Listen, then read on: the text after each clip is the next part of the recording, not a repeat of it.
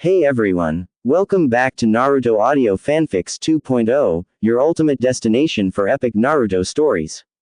I'm your friend, and today we're back with another brand new fanfic filled with action, mystery, powerful emotions, and unexpected twists. And today's story is, which is what if Naruto was the Senju heir with Mokuton and formed the unbeatable duo with Sasuke, Naruto x Ino, Sasuke, Sakura and Kakashi Part 1. A story where destinies change, secrets are revealed, and Naruto's true power leaves everyone speechless. If you enjoy fanfics like this, don't forget to hit the like button, subscribe to the channel, and turn on notifications so you never miss another amazing story. Now sit back, relax, and get ready for an unforgettable journey. And now, let's start the fanfic. 8-year-old Uchiha Sasuke stood, his arms crossed, watching with cold eyes as Akimichi Choji and Nara Shikamaru, both his age, stood opposite each other in front of their teacher, Yumino Iruka, behind the ninja academy. A traditional shinobi spar was taking place. What? Iruka asked Choji, who looked a bit meek. I don't really wanna beat up my friend. That's not what we're doing, this is a traditional shinobi spar, Iruka said, smiling. Even the Hokage and his friends trained like this to help them grow strong. Shikamaru didn't seem to listen, however. Instead, he just turned away and walked off. Sensei, I'm fine with losing by ring out, he announced, which made Choji smile. Call the next pair. Iruka sighed, exasperated, then gestured for Shikamaru to come back and said, fine. Shikamaru, Choji, the symbol of harmony. Next, as Choji and Shikamaru hooked their middle and index fingers with each other, Iruka looked over the clipboard in his hands, trying to decide on the next pair. Next is Uzumaki Naruto, and Uchiha Sasuke. You're up. As Sasuke walked into the ring that had been drawn on the ground, the girls in his class squealed with joy. Sasuke hated when they did that. He thought that ignoring them would make them stop, but they seemed to love his loner personality. Ignoring them once more, he looked to the kid who walked into the ring with him. The boy had spiky, blonde hair, intense blue eyes, and 3 strange, whisker-like markings on each cheek. Sasuke could see that he shouldn't relax when it came to this boy, as his expression was very rebellious, and his already bruised knuckles, coupled with the faded bruise on his cheek and the butterfly bandage over the cut above his left eyebrow told him that this kid was a fighter. Let's do this, the other boy, Naruto, said with a grin that screamed defiance and confidence. Naruto, Iruka barked, placing his hand in a half-ram seal. Before the spar, you have to make the symbol of combat. It's the proper protocol. I couldn't give a crap. Naruto exclaimed brashly and very loudly. Just start the fight, yeah. So stupid. Sasuke muttered. Fine, I'll take you down in one. Stop, the both of you. Iruka ordered. Sheesh. Listen, these shinobi spars are a tradition that's been passed down for generations. I realize there's a lot of etiquette, but it's important, and here at the academy, we're teaching you the basics. First, you always face your opponent and point your fingers like this. This is the symbol of combat. It represents on half of a seal that might be used to activate a ninjutsu technique, and means, I've come to face you in battle. When the spar is over, both participants make the symbol of combat and lock their fingers together, to make the symbol of harmony and acknowledge that they are still comrades.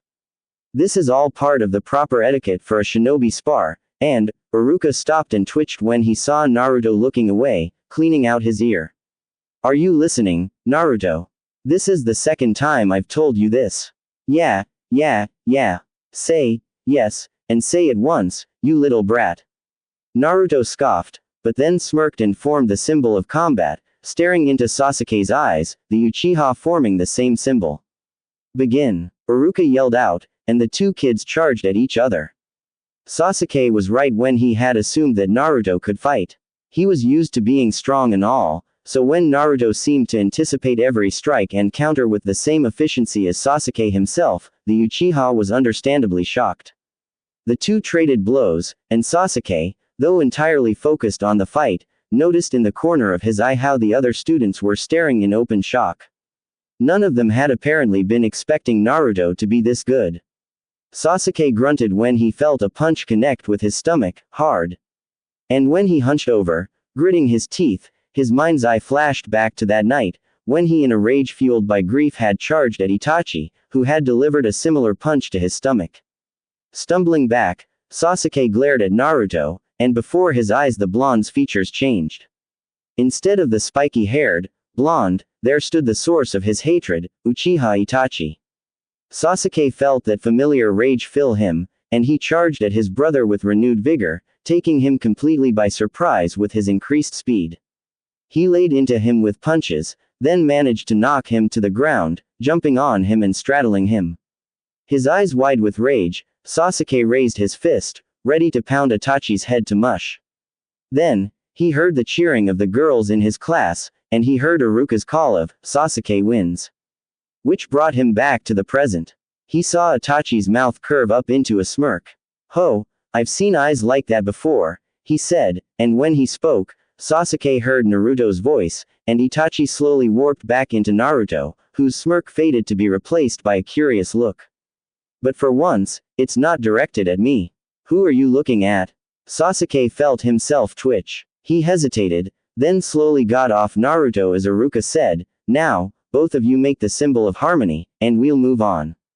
Naruto got to his feet and rubbed the bruise that had resurfaced on his cheek after Sasuke punched him rather hard on it. He put his hand in the symbol of combat, then held it out to Sasuke, giving him a calculating look. Sasuke grunted and did the same, hooking his fingers with Naruto's. They let go immediately, and Sasuke turned away, gritting his teeth. Later found Sasuke sitting on the Yondaime's head on the Hokage monument. He had never been up there before, but Iruka, who had noticed the look in Sasuke's eyes, had told him that it was a great place to just sit down and think. He said that he had gotten the idea from another student. When asked who, the teacher had just shrugged and walked away. Sasuke had to admit, he could see so much from up there. He felt so small, as though his problems were just a single drop in a vast ocean. "Oi," came a grumpy voice from behind Sasuke, interrupting his train of thought. Sasuke looked over his shoulder to see that kid from the academy, Naruto, standing there, his hands in the pockets of his beige cargo shorts. He hadn't changed shirts, so his white t-shirt still had blood spatter on it. Surprisingly, however, his busted lip had already healed, and the bruise on his cheek had almost completely faded. Naruto pointed at the stone where Sasuke sat. "You're in my seat. Don't see your name on it, loser," Sasuke snapped back, glaring at Naruto, whose face scrunched up in anger. "Want me to kick you off, you little shit? I'm as tall as you," Sasuke barked. Then, he scoffed and turned to look over the village again. "What are you doing here? I always come here," Naruto muttered as he walked up to Sasuke and sat down next to him. "The people in this village treat me like crap, so I come up here, and look over the whole village, and I dunno, I feel something." "Something?" Sasuke asked, raising an eyebrow. "An incredible need to protect this place," Naruto explained with a shrug. "I'm gonna be a great ninja, and continue the old man's work." "Old man, the Hokage Gigi. I'm gonna take over for him as Hokage one day. Then everyone in the village will acknowledge my existence." Sasuke scoffed in amusement. What a foolish dream. Suddenly, Sasuke found his collar grabbed by Naruto, who pulled him closer and glared into his eyes with an intensity that Sasuke had never seen before. There was a fire in Naruto's eyes that burned brightly enough to shock Sasuke into speechlessness. This kid had 100% confidence that his dream would come true. "Say that again," Naruto growled out angrily. "Jarif," Sasuke grunted, slapping Naruto's hands off his collar. He righted it again and lowered his head, so that half his face was covered by the High Uchiha trademark collar, gazing darkly out over the village. "I said it was a foolish dream. Empty words aren't going to make them reality. All dreams start out as words. They're the foundation you can build them on," Naruto said insistently. "Without dreams, we will fall into stagnation and our lives will become inconsequential." Sasuke blinked at that and slowly turned to look at the important-looking Naruto in confusion. "Stagnation? Inconsequential?" he asked curiously. "What's that mean?" "Dunno," Naruto said with a shrug. "But that's what Gigi told me when I told him about my dream, and if the Hokage says it, it must be important. Ho ho, indeed, Naruto-kun. Both Naruto and Sasuke jumped in surprise and turned their heads to see none other than the elderly Sandaime Hokage standing behind them, smiling brightly. Ah, Gigi! Naruto exclaimed as he shot to his feet, pointing accusingly at Sasuke. This punk said my dream is dumb. TCH. Sasuke pouted and looked away. Don't be too hard on Sasuke-kun, the Sandaime said kindly, walking up and kneeling behind Sasuke, putting a hand on his shoulder. Sasuke's life has been rough recently, so it is understandable that he is skeptical. But it's amazing that you two found each other up here. Ha, Naruto blinked, tilting his head to the side. What are you on about, Gigi? You both have darkness in your lives, a darkness no one could ever understand, the Sandaime said, which made Sasuke's eyes widen as he turned his head to look at Naruto in shock. This kid had a rough life. I think that, of all the people in this village, you two are probably the ones who can understand and help each other the best. Sasuke looked skeptically at Naruto, who gave him an identical look. That pampered prince? Naruto asked at the exact same time as Sasuke said, that troublemaking idiot. The Sandaime just chuckled as he patted both boys on the head and said, Iruka told me that you two sparred today, the strongest in the class. If you were that energetic during your spar, you should have gotten a feel for each other's reasons for fighting. Rising again, the Sandaime smiled brightly at them. I believe, Naruto-kun, Sasuke-kun, that if you two talk, you will become great friends. It's not good to keep everything bottled up inside. With that, the Sandaime disappeared in a puff of smoke. Naruto looked a bit confused for a moment, then shrugged and plopped down next to Sasuke again, humming. What he mean? Had it rough? The blonde mumbled, and Sasuke's eyes darkened as he lowered his head again, hiding behind his collar. I don't wanna talk about it. Fine, Naruto said with a shrug. Not like I wanna talk to a punk like you, anyway. I just came here to enjoy the view. Sasuke scoffed, keeping his gaze on the village. The two sat in silence for a while, and Sasuke thought back to the spar he had had with Naruto earlier that day.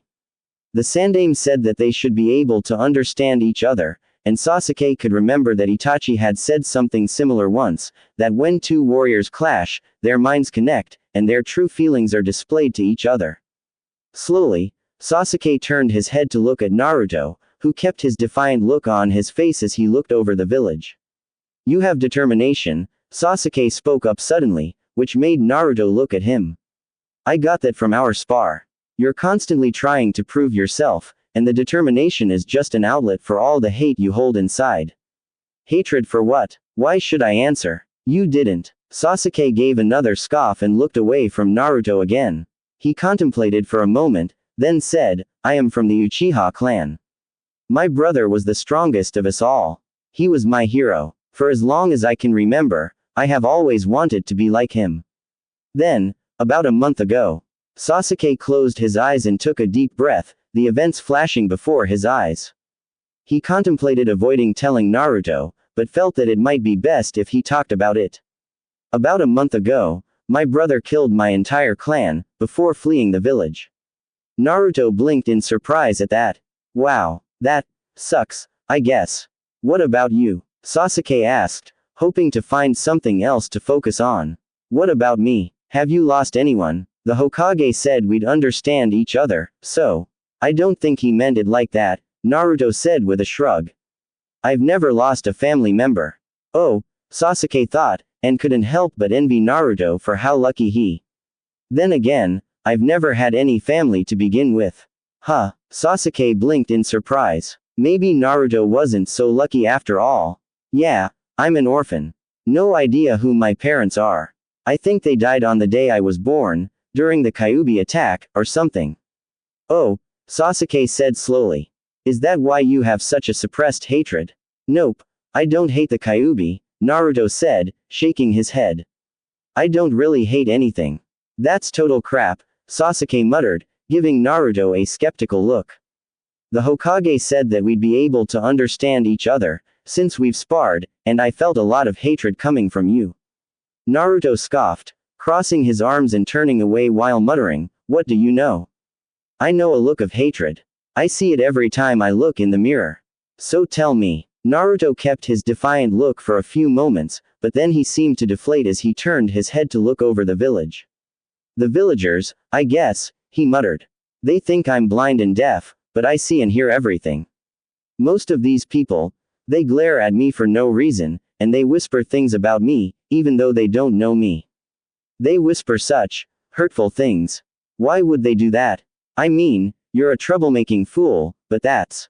Shut up. Naruto snapped. I only started causing trouble because they whispered a bunch of crap.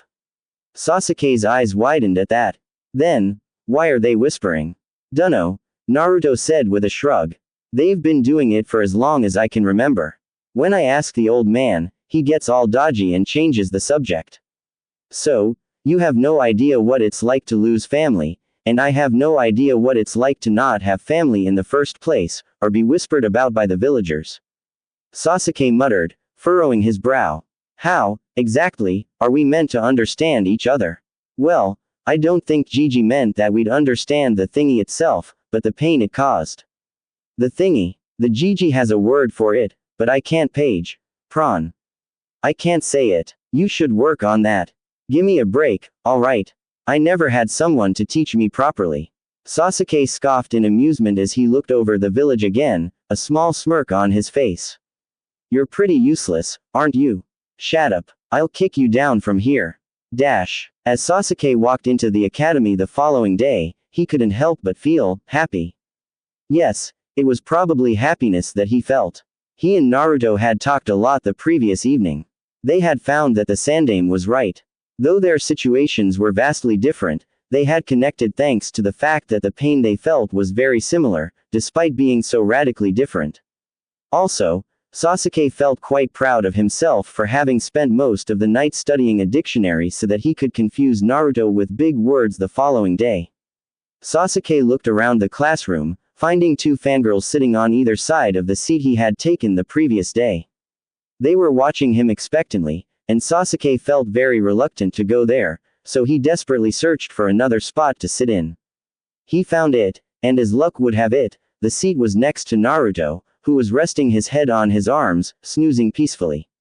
Yo, Sasuke said as he came up to Naruto and sat down next to him. Naruto opened a single eye and looked at him. Yo, he muttered back, yawning. You look tired. I was up late last night, Sasuke said, smirking. He didn't need to tell him why he'd been up. He'd just settle for using the fruits of his labor. Yeah, same here, Naruto said with a nod. I'm very haggard. I spent most of last night reading a dictionary. It was exhilarating and refreshing at the same time as it was vexatious. Sasuke twitched. He narrowed his eyes and looked away, realizing that he had no idea what that last word meant. I also studied a dictionary, but I never got that far into it. Yeah, those words were probably the only words I bothered to actually memorize properly, Naruto said, sighing tiredly. It's way too much of a hassle to bother with big words. Alright, settle down. Came Maruka's voice as the Chunin teacher entered the classroom. As usual, this had no effect whatsoever on the class, who kept chattering with each other. Maruka twitched once, took a deep breath, and yelled out, "Shut the hell up." This, as usual, got their attention, and classes got started. After the class was let out for the day, Naruto and Sasuke didn't go to their respective homes. Instead, they headed to the library, and Sasuke couldn't help but notice the look Naruto got from the librarian, who had looked on the verge of kicking him out before she saw Sasuke accompanying him. He didn't voice this, however, as Naruto was in a good mood, since he had finally gotten a friend. Well, Sasuke hadn't officially said that they were friends, and though he was loath to admit it, he saw Naruto as one. He didn't really know why. They had just clicked somehow. So now, they were looking through scroll after scroll, researching ninja and chakra as much as possible. Naruto had wanted to spend the day at Ichiraku Ramen, but Sasuke had convinced him to go to the library. After all, he couldn't grow strong enough to become Hokage and get everyone to acknowledge him by spending his days at the ramen stand. Sensor ninja, medic ninja, offensive ninja, defensive ninja, genjutsu specialist, ninjutsu specialist, taijutsu specialist. Naruto muttered, looking through his 13th scroll that day. There's so much to choose from. How do you know which one fits you? I'll be an offensive type, I think, Sasuke said, humming. Yeah, definitely. I'll also specialize in all three: ninjutsu, taijutsu, and genjutsu. Ha, you don't seem the genjutsu type, Naruto said, tilting his head to the side. Well, not right now, but when I get my Sharingan, it'll come naturally. Naruto stared at Sasuke for a long time. Sha, Rin, gone. I'll tell you later. Shrugging, Naruto looked back down at the scroll, furrowing his brow in thought, and picked up another one, clicking his tongue and muttering, I think I'd make a good censor. Also, I'll probably be a mix of offensive and defensive, specializing in ninjutsu and taijutsu. It'd be good to have a censor on the team, Sasuke said, nodding slowly. On the team? Well, we're going to be on the same team, aren't we? You're probably the only one in the academy I can stand. And hopefully, that Hyuga girl will end up with us, too, as she's probably the only girl who doesn't follow me around like a lost puppy. I didn't know we get to pick our teammates. We don't, but we can manipulate things so that we do. Naruto blinked slowly. Then, he ordered, explain. From what I can tell, they pair the highest scoring boy and girl with the lowest scoring boy. Therefore, I will become Rookie of the Year, as is expected of me, but you get barely passing grades, and become dead last. That way, we'll end up on the same team, even if you're just below me in power. You sound confident in your own power. I'm an Uchiha, so I have a right to be, was the only explanation Sasuke gave, which made Naruto snort. Then, Naruto burst out laughing, and Sasuke was incredibly surprised to find that he was joining in the laughter. Naruto. Sasuke barked in an uncharacteristically loud voice. Around his friend, dare he say best friend, Sasuke had always been different. He was a lot happier, he supposed one could call it. It had now been 6 months since they met, and Sasuke had found something more to live for. When his clan was killed, he had thought that everyone he cared about had disappeared. All he had seen in front of him was Itachi, and his desire to kill the man. Now, however, he had realized that although the Uchiha clan would always be very dear to him, and he would always miss them, he could get new people who were precious to him. Granted, he had only found one person who he could call precious, but still. Also, his clan could be revived. That responsibility rested on Sasuke's shoulders now, if he wanted to bring the clan back to greatness. Therefore, he couldn't just focus all his attention on getting strong enough to kill Itachi. After all, if he failed, then the Uchiha clan would be forever gone from Konoha. Naruto. Sasuke came to a sudden halt when he reached their clearing in Training Area 3, where he and Naruto had been given permission to train. He found Naruto sitting in the very center, looking around with a bright smile on his face. Why was he smiling? Because trees had sprouted from the ground around him, trees that Sasuke was 100% sure hadn't been there before. How? Oh, hey, Sasuke. Naruto said, getting to his feet and jogging over to Sasuke. Isn't this cool? I can create trees. How did you do that? Wood isn't an element, Sasuke said, eyes still wide in shock.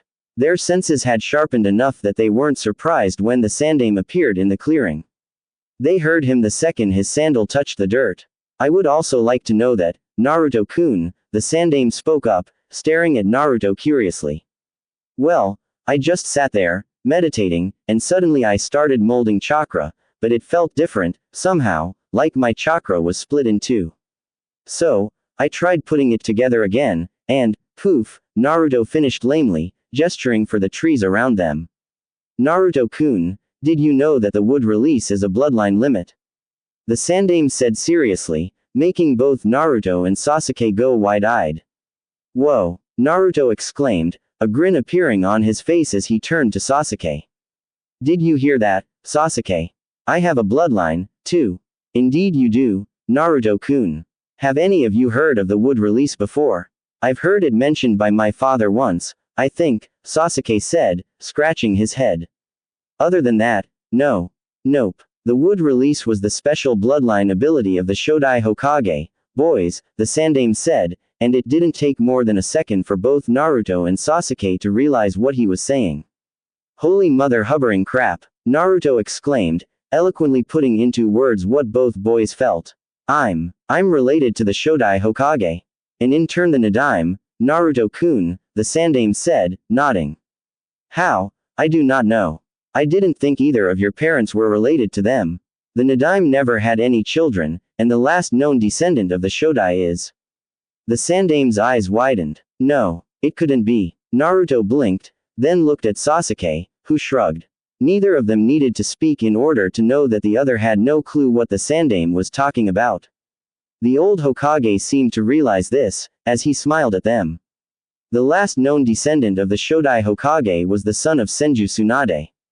However, she was forced to give him up for adoption, against the wishes of the village, of course, as she didn't think she could be trusted to raise a child. I believe that fate somehow intervened, and the child remained in the village despite everything. A smirk slowly spread on the Sandaime's face. Naruto-kun, I believe you now deserve to find out the truth about your parents, he said, making Naruto's eyes widen, along with Sasuke's, as Naruto had told him that the Sandaime had often said that it would be too dangerous for the blonde to know. Why don't we talk somewhere more private? Can Sasuke come? Naruto asked hopefully. 'Cause you know I'll tell him anyway. The Sandaime looked at Sasuke, who thought for a moment that the old man doubted he could be trusted. Those thoughts were unfounded, however, as the Sandaime smiled not even half a second later. Of course, good friends should never have to hide things from each other, after all. Secrets create a rift between them that can almost never be mended. So, Sasuke-kun, would you like to come along as well? Yes, Hokage-sama, Sasuke said eagerly, nodding. If Naruto was related to the Shodai Hokage, he wanted to know about it. The Sandaime reached out and placed a hand on their shoulders, and then all three disappeared in a blur. They reappeared inside the Hokage's mansion, in the Sandaime's office, to be exact. The walls were lined with scrolls, showing that was all the Sandaime did in this office, work on all manner of ninjutsu. Sit down, the Sandaime said, gesturing for 4 cushions on the floor. He sat down on one of them with the usual old person groan, and Naruto and Sasuke sat down as well, watching him eagerly. The Sandaime's gentle, grandfatherly look was replaced by a stern and serious one. Now, Naruto-kun, I want you to remember that this is very sensitive information, and that your parents, grandparents, great-grandparents, and even your great-great-grandparents had enemies that would love to kill you simply out of spite. Therefore, I would like you two to keep this information to yourselves, until I deem you strong enough to protect yourself. Is that clear? Yes, Gigi, Naruto said, and Sasuke nodded in agreement. Very well. Your mother, Naruto-kun, was Uzumaki Kushina, a member of the great Uzumaki clan of Uzushiogakure no Sato, a now destroyed village situated on an island to the east of Fire Country. This clan was known for their great proficiency with sealing techniques, and their longevity. She was an amazingly strong woman, and very hot-tempered. The Sandaime paused for a moment, and then gave a small chuckle. In her youth, she was teased in the ninja academy because of her round face and red hair. The children took to calling her Tomato. Naruto gave an audible snort, and Sasuke had to suppress a smirk, knowing that was the kind of name Naruto would have come up with for someone like that. The Sandaime hummed and put a hand on his chin, rubbing it thoughtfully. Of course, that all changed when she started pummeling those who teased her, prompting the children to call her the red-hot-blooded habanero. Naruto tensed, and Sasuke knew his friend well enough to know that Naruto had suddenly decided not to go name-calling anymore, unless the name-callee actually deserved it. Well, what about my dad? Naruto asked, shaking off the horrible thought of being pummeled by an angry redhead. Was he a super cool ninja, or something? Oh, he was super cool, alright, the Sandaime said with a nod. Your father is the main reason why your true heritage was kept hidden from you. In the last great shinobi war, he made a great enemy out of Iwa. He was the man who would one day rise to become the Yondaime Hokage of Konoha, Namikaze Minato. Sasuke felt his jaw muscles slacken, and his jaw dropped in shock. Glancing to his right, he saw that Naruto had the same reaction, staring at the Sandaime in open shock. My old man was. That's right, Naruto-kun, your father was the Yondaime Hokage, who I now suspect to have been adopted. I believe he may have actually been Tsunade's biological son. The reason why I haven't told you, or anyone else, about this, is that you are, I'm sorry for saying this, a loudmouth, Naruto-kun. Sasuke couldn't suppress a smirk at seeing Naruto twitch in indignation at hearing that. Naruto-kun, if I had told you, then you would have screamed it out to whoever would listen at every chance you had. This would have been brought to Aiwa's attention, and they may have tried to kidnap you.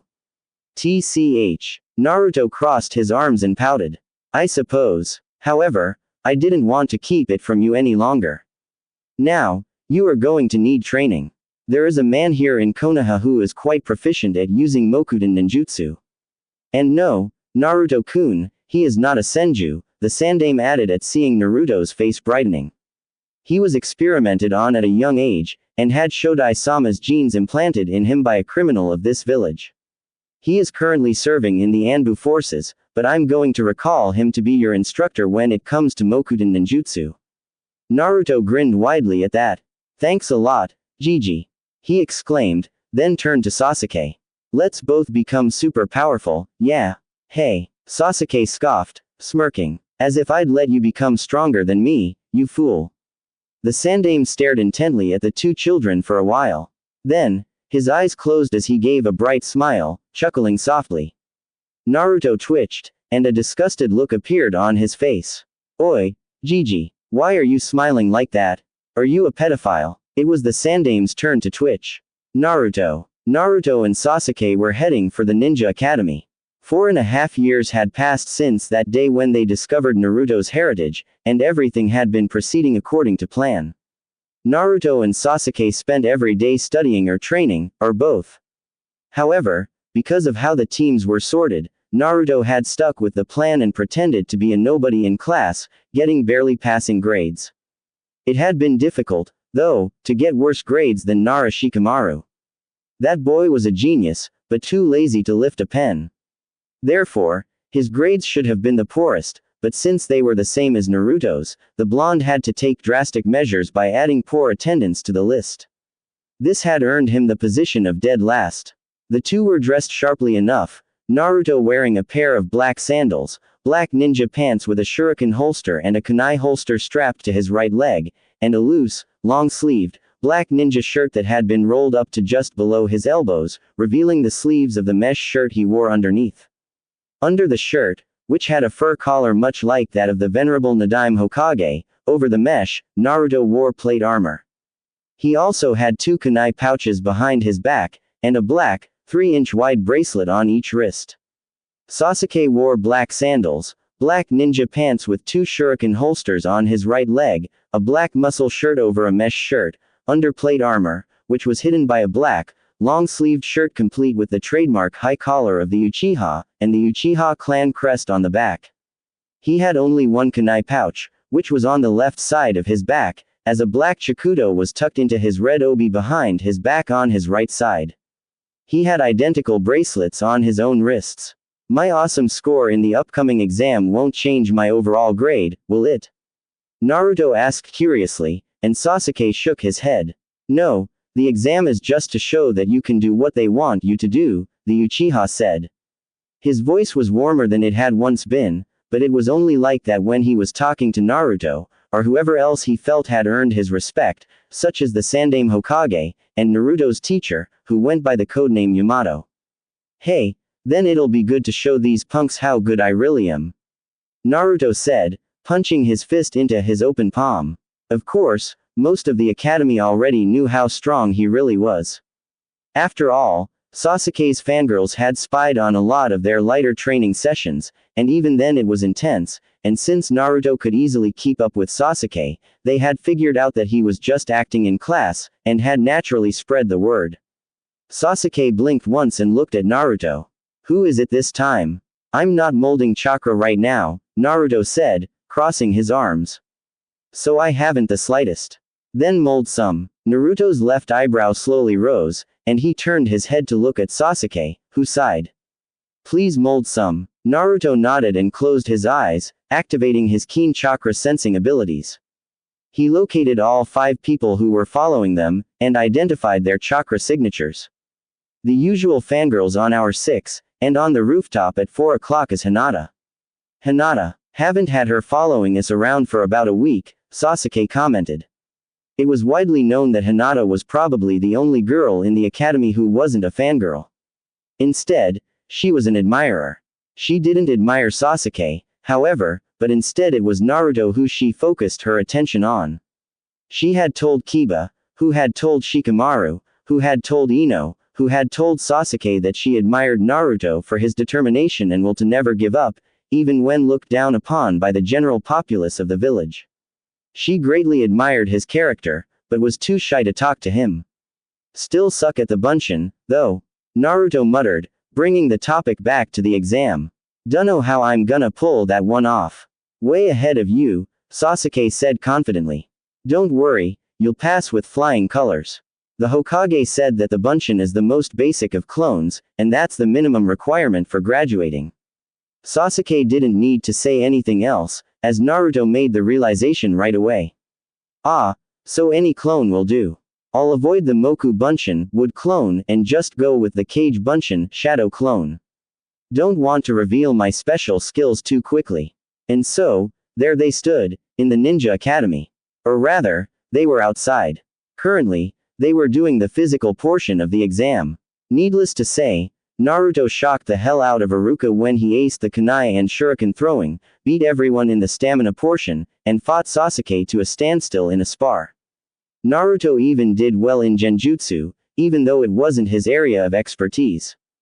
Despite his terrible skill with them, compared to his nin and taijutsu, he could still cast genjutsu that were above average in power, not something just anyone could do, and he could identify and cancel them no problem. Next came the ninjutsu portion. Naruto was almost disappointed with the fact that only a henge, bunshin, and a kawarimi needed to be performed to pass. Alright, Naruto, just create 2 fully functional bunshin, and you'll pass, Iruka said, looking very pleasantly surprised at Naruto's performance. Naruto nodded and put his hands in a cross seal. Without speaking the words, he created 2 Kage bunshin, which made the Chunin teacher's eyes widen in surprise. These are Kage bunshin. The Jiji says that my chakra stores are too big for me to create a normal bunshin, Naruto said with a shrug. Well, you pass, Naruto. Congratulations, Iruka said, picking up one of the Hitai-8 on the table in front of him and handing it to Naruto, who shook his head. It's cool, I've got my own, he said and reached into his kunai pouch, taking out a scroll and opening it. He placed his hand on a seal in the scroll, and in a poof of smoke, a gray hapuri with the Konoha symbol engraved on the forehead appeared, landing in Naruto's hand. It was old and scratched here and there, and Iruka's eyes widened.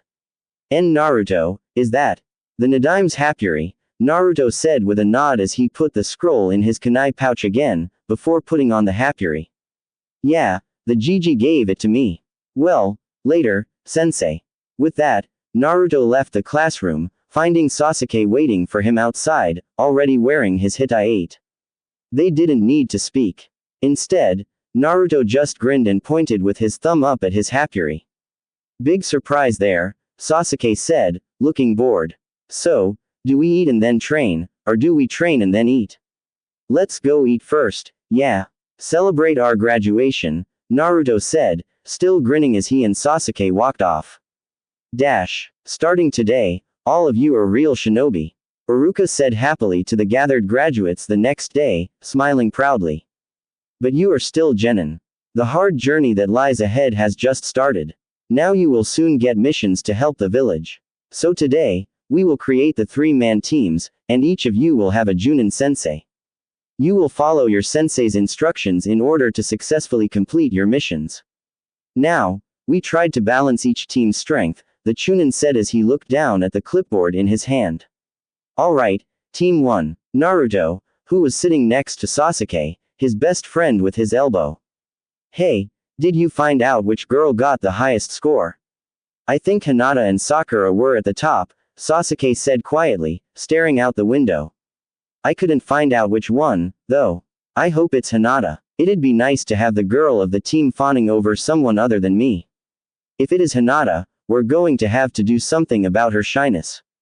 Agreed. Okay, next is Team 7. Hyuga Hinata, Uzumaki Naruto, and Uchiha Sasuke. Naruto and Sasuke both got identical smirks on their faces and gave each other a high five. Out of the corner of his eye, Naruto saw that Hinata had gone beet red in her seat, her eyes white as saucers. Hey, Iruka-sensei, Shikamaru spoke up, sounding bored as usual. Aren't the teams supposed to be balanced? Why are you placing the 3 strongest on the same team? Because, Shikamaru, though it's widely known that Naruto is as strong as Sasuke, we selected the teams based on grades, and Naruto came in dead last. I believe the two knew about how the teams would be decided, after all.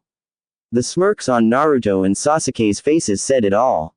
Alright, next is Team 8, which will consist of Haruno Sakura, Inuzuka Kiba, and Aburame Shino, Iruka said, continuing to read from his clipboard. Team 9 is still in rotation from last year, and Team 10 will be Yamanaka Ino, Nara Shikamaru, and Akamichi Choji. He cleared his throat, then smiled. Okay, this afternoon we'll introduce your Junin-sensei. Until then, take a break. Hinata. Naruto called as everyone rose from their seats. The Hyuga heiress jumped at being addressed by her crush and spun to face him, completely red-faced still. Sasuke and I are gonna grab some lunch, you wanna come? Aye. Hinata started poking her fingers together, ducking her head down, which made Naruto and Sasuke share a look with each other, eyebrows raised.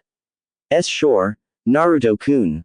Dango today, then, Naruto asked Sasuke, who nodded as they walked up to Hinata. Dango alright with you, Hinata? It's fine, Hinata muttered, still keeping her head down. Naruto looked to Sasuke, who shrugged. The newly made Team 7 headed to a nearby Dango shop, where Naruto and Sasuke each ordered 10 sticks, and Hinata ordered 5. You didn't pack lunch? Naruto asked Hinata as they waited for their food. Come to think of it, I've never seen you bring lunch. No, I go back home to eat lunch. Hinata said quietly. What about you two? Sasuke prefers Dango, but he can't make it, and me, well, the last time I tried cooking, Sasuke and I had to battle the ensuing creation to the death. Hinata giggled at that, especially at the look on Sasuke's face when he thought back to the monster stew. A stew shouldn't have been able to grow tentacles, damn it. So, Hinata, Naruto said as their order arrived, watching as Hinata jumped at being addressed.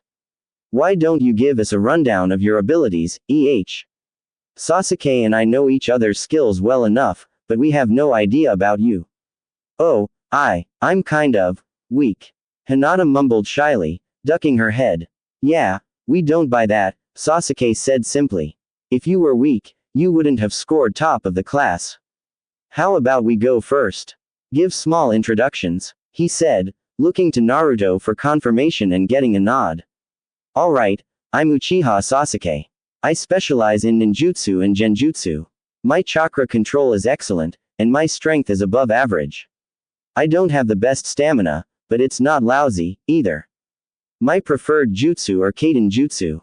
Uzumaki Naruto, Naruto said, raising his hand unnecessarily in greeting. I specialize in ninjutsu and taijutsu. I'm also a very accomplished sensor. My chakra control is good, but could be better, and my strength is amazing.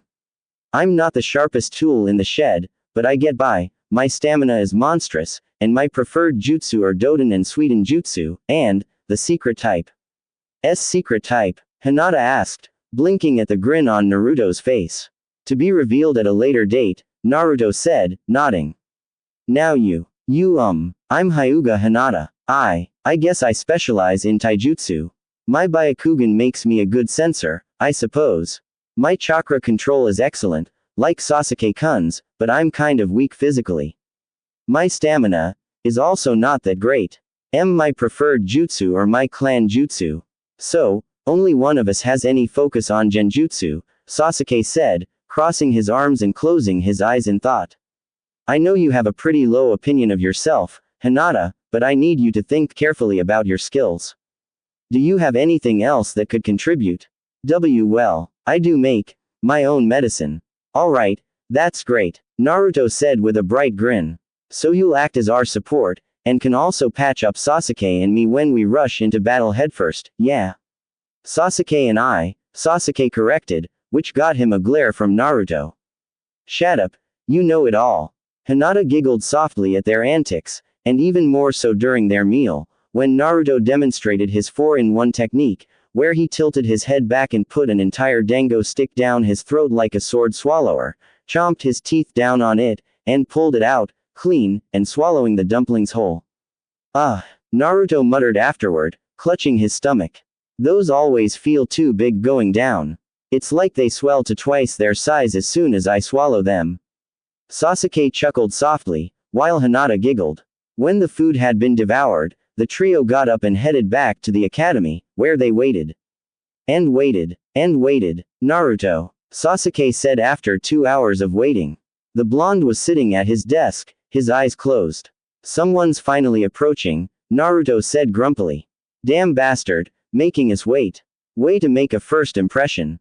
The door opened, revealing a man wearing the traditional Junin uniform, along with a mask that covered the lower half of his face, and a headband that was pulled down to cover his left eye. His hair, gray, looked as though it was defying gravity. He raised a gloved hand in greeting. Yo, boys and girl. I'll be your Junin sensei, he spoke lazily, then looked around and thought. This place is a bit stuffy. Let's go up to the roof, yeah. With that, he left the classroom, and Naruto, Sasuke and Hinata, looking at each other strangely, shrugged and followed him up to the roof, where they sat down in front of the man, who was leaning back against the railing. Well, let's begin with introducing ourselves, the man said, his arms crossed. What do you want to know, sensei? Hinata asked softly. How about your likes, dislikes, your dreams for the future, and things like that?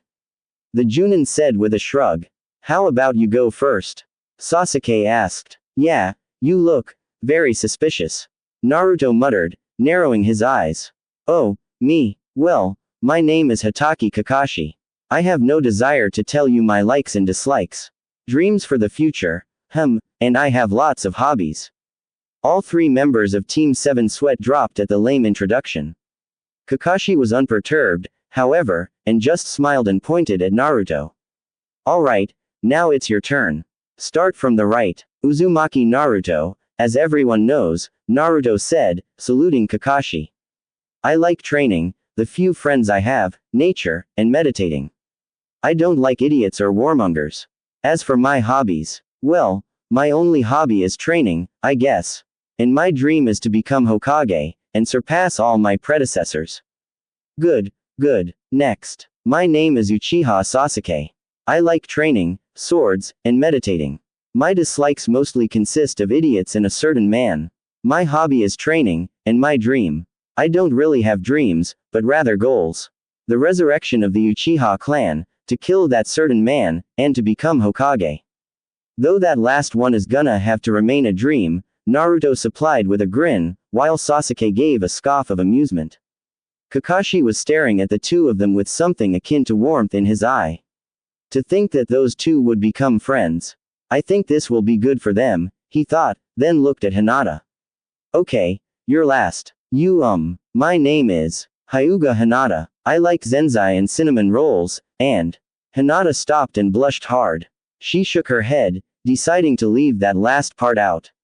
I dislike those who look down on others. My hobby is pressing flowers. And my dream is to become a Hyuga worthy of being the head of the clan, and to abolish the caged bird seal from the branch family. Kakashi hummed softly as he looked over his three genin. Then, he nodded. Okay, that's it for the introductions. Tomorrow, we'll start our duties as shinobi. First of all, we're going to do something with just the four of us. What is it, Kakashi-sensei? Hinata asked softly. Survival training, Kakashi said seriously. Survival training, Sasuke repeated curiously. We did enough of that in the academy. This isn't a normal training. This time, I'm your opponent, Kakashi said, making everyone's eyes widen. He chuckled softly. What's so funny? Naruto asked with a slight glare, still a little ticked that they found out nothing about the man. Oh, well, It's just that when I tell you this, you guys are going to freak out. Just spit it out, damn it, don't keep us in suspense.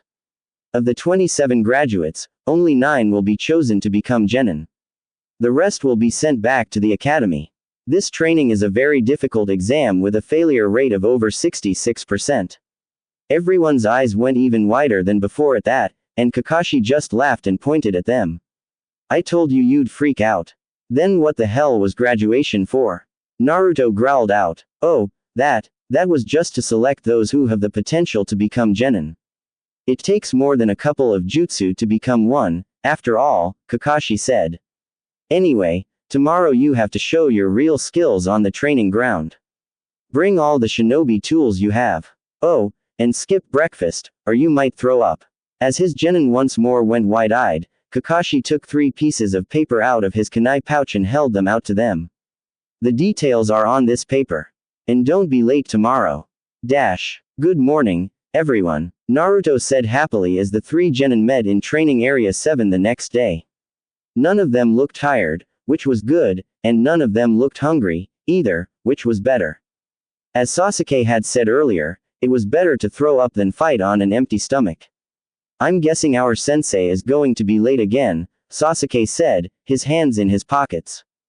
Hinata nodded. I detect a pattern emerging, she mumbled softly. Well, better make good use of the time we have, Naruto said as he sat down in the lotus position, his eyes drifting shut. I'll keep a lookout for him, and Sasuke, you come up with some good battle plans. Sasuke nodded and sat down, humming. All right, Hinata, you are proficient in the Jukin, gentle fist, right? I'm not as good as my father, or my sister, but I guess. Sasuke was quiet for a moment, his eyes still closed. Then, he spoke up, all right, listen up. I'm sure we're all very strong, but none of us can win against a Junin alone. Therefore, we're going to have to work together if we want to beat him. If it comes down to a fight, which it most likely will, Naruto will be acting as support.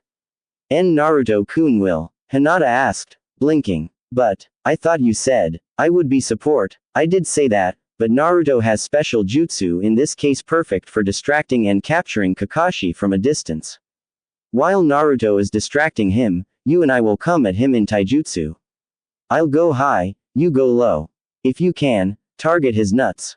Naruto gave an audible snort at that and opened his eyes to see Hinata turning beet red again. Wow, that's kinda cruel, Sasuke, Naruto said in amusement. Are you sure you want to put Kakashi Tem through that punishment for being late? Sasuke said simply. I do, of course, have other plans as well. I want you to memorize them perfectly. Now, Plan B. They waited for another 2 hours, before Kakashi finally arrived, and he had the audacity to wave happily at them as if he was right on time. Good morning, everyone. You're late, Tem, Naruto exclaimed angrily. Isn't that unbecoming of a Junin? Ah, so sorry. See, a black cat crossed my path, and stop lying, you're wasting our time, Sasuke said coldly, his arms crossed, which made Kakashi sweat drop. How serious, he thought with a sigh. He took off his backpack and set it down next to the 3 wooden poles in the clearing, before fishing out an alarm clock and setting it down on the pole. Okay, it's set for noon, he announced, taking 2 bells out of his kunai pouch and holding them out. Here are 2 bells. Your task is to take these from me before the time's up. Those who don't have a bell by noon gets no lunch. I'll not only tie you to one of those stumps, but I'll also eat right in front of you. Kakashi didn't see the hungry, devastated faces he had been expecting to see. Instead, the 2 boys of the group were glaring at him, and the girl was staring shyly at the ground. Kakashi blinked slowly, but then shook his head and continued. You only have to get 1 bell. There are only 2, so one of you will definitely be tied to the stump. And, the person who doesn't take a bell fails. So at least one of you will be sent back to the academy, Kakashi said, smirking at the shocked looks on their faces. If you want, you can use your weapons. You won't succeed if you don't come at me with the intent to kill. Any questions? Not getting any questions, Kakashi nodded and took a deep breath, his eye closed. Alright, then, begin. With that, all 4 of them dashed off. TCH. Naruto uttered as he hid in a tree, a disgusted look on his face. Pitting his students against not only himself, but each other as well. Yeah, came Sasuke's voice from behind him as his friend landed on the same branch. This guy's something else, and from what the rumor mill says, he's not someone to toy with, either. So, what do you think? I think the same thing you do, Naruto said, as though it was obvious. Neither of us wants to be sent back to the academy, but it'd be a shitty thing for us to do to team up and let Hinata fend for herself. Besides, she's probably the only girl I can stand. So, we can either have one of us go back to the academy, or Hinata. Sasuke muttered, a smirk appearing on his face. That Kakashi Yaro, that kind of guy just pisses me off. So, what do we do? Naruto asked, crossing his arms. I say we figure out a way to get all three to pass, Sasuke said, his smirk widening. And how do we do that? We steal everything he has. If Kakashi had seen the duo, he would have become very scared upon seeing the identical smirks on their faces. Meanwhile, Hinata was hiding behind a tree, her eyes closed. She was feeling devastated. Only two may pass, and everyone knew that Naruto and Sasuke were the best of friends, so there was little doubt that they would team up to defeat Kakashi, leaving Hinata to herself. Hinata couldn't help but feel so disappointed. She had finally done it. She had finally managed to end up on the same team as Naruto, and now they were going to be separated. It just wasn't fair. Yo. Hinata would have eeped in fright, had a hand not suddenly covered her mouth as she jumped.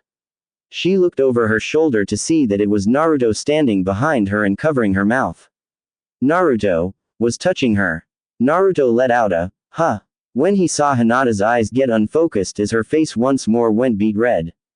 Thankfully, though, she managed to keep from passing out, as Naruto let go of her. Anyway, Hinata, Sasuke's already in position for Plan F, Naruto said, jutting his thumb over his shoulder. You better get ready too. But, Hinata blinked in confusion. There are only two bells. Naruto-kun, you should. Now, we're a team now, Naruto said, grinning slightly. Sasuke and I wouldn't feel right leaving you behind, so we're doing this as a team. Besides, we'll be stealing more than just the bells from that Kakashi Yaro. We'll be stealing enough to pass 18 genin. Naruto winked at Hinata, then jumped off to get in position. In the meantime, Kakashi was standing in a clearing near the river running through Training Area 7, looking around and stretching his senses. His sense of smell could easily detect his students, and he could sense their chakra as well. They've hidden themselves well. The most important thing for a shinobi is to be able to hide themselves, after all. They could probably hide from a chunin at this level. Wait. Kakashi blinked as he focused on Sasuke's chakra signature. Then, his eyes widened when he felt that it was really Naruto's. Had he created a clone and manipulated his chakra to feel like Sasuke's? The soft thump of a sandal landing on the dirt was all the warning Kakashi got, before he had to duck under a swing from Sasuke's Chikudo. The Uchiha kept spinning and aimed a kick at Kakashi's head, forcing the Junin to leap away. More footsteps were heard behind him, and Kakashi leapt away yet again to avoid a Jukin strike from Hinata. All three had teamed up so soon. He honestly hadn't been expecting that. Both genin charged at Kakashi, who dodged and dodged. Sasuke swung high with his Chikudo, and Hinata went after his abdomen with her Jukin, forcing him to lean and twist without pause in order to avoid being hit. Considering they focused on only taijutsu and kenjutsu, he felt it would be unfair at this point to use ninjutsu. After all, this was partly to test their abilities. Now, Naruto, Sasuke called suddenly, and Kakashi's eye widened. The only warning he got was a slight rumbling in the ground, before wooden poles shot out of it, wrapping around his arms and legs. What? Kakashi exclaimed, his eye wide. He didn't have time to think about it, however, as Hinata reached him just then, and slammed her chakra-laced palm into his chest. Only for Kakashi to disappear in a poof of smoke, replaced by a log. Kawarimi. Sasuke muttered with a scoff. He can't have gone far. Indeed he hadn't, as just then, Kakashi blurred into view behind Naruto, who was hiding behind a pair of bushes, a kunai at his throat. Naruto's hands were in a snake seal, and Kakashi smiled at the blonde. Oh ho, Mokuton ninjutsu, huh? Haven't seen that for a while. However, this is the end for you, Naruto. Really? Naruto asked with a smirk. In a flash, his hand was planted on the ground, and Kakashi only had a millisecond to react before a wooden spike burst out of the ground beneath him, forcing him to leap into the clearing again.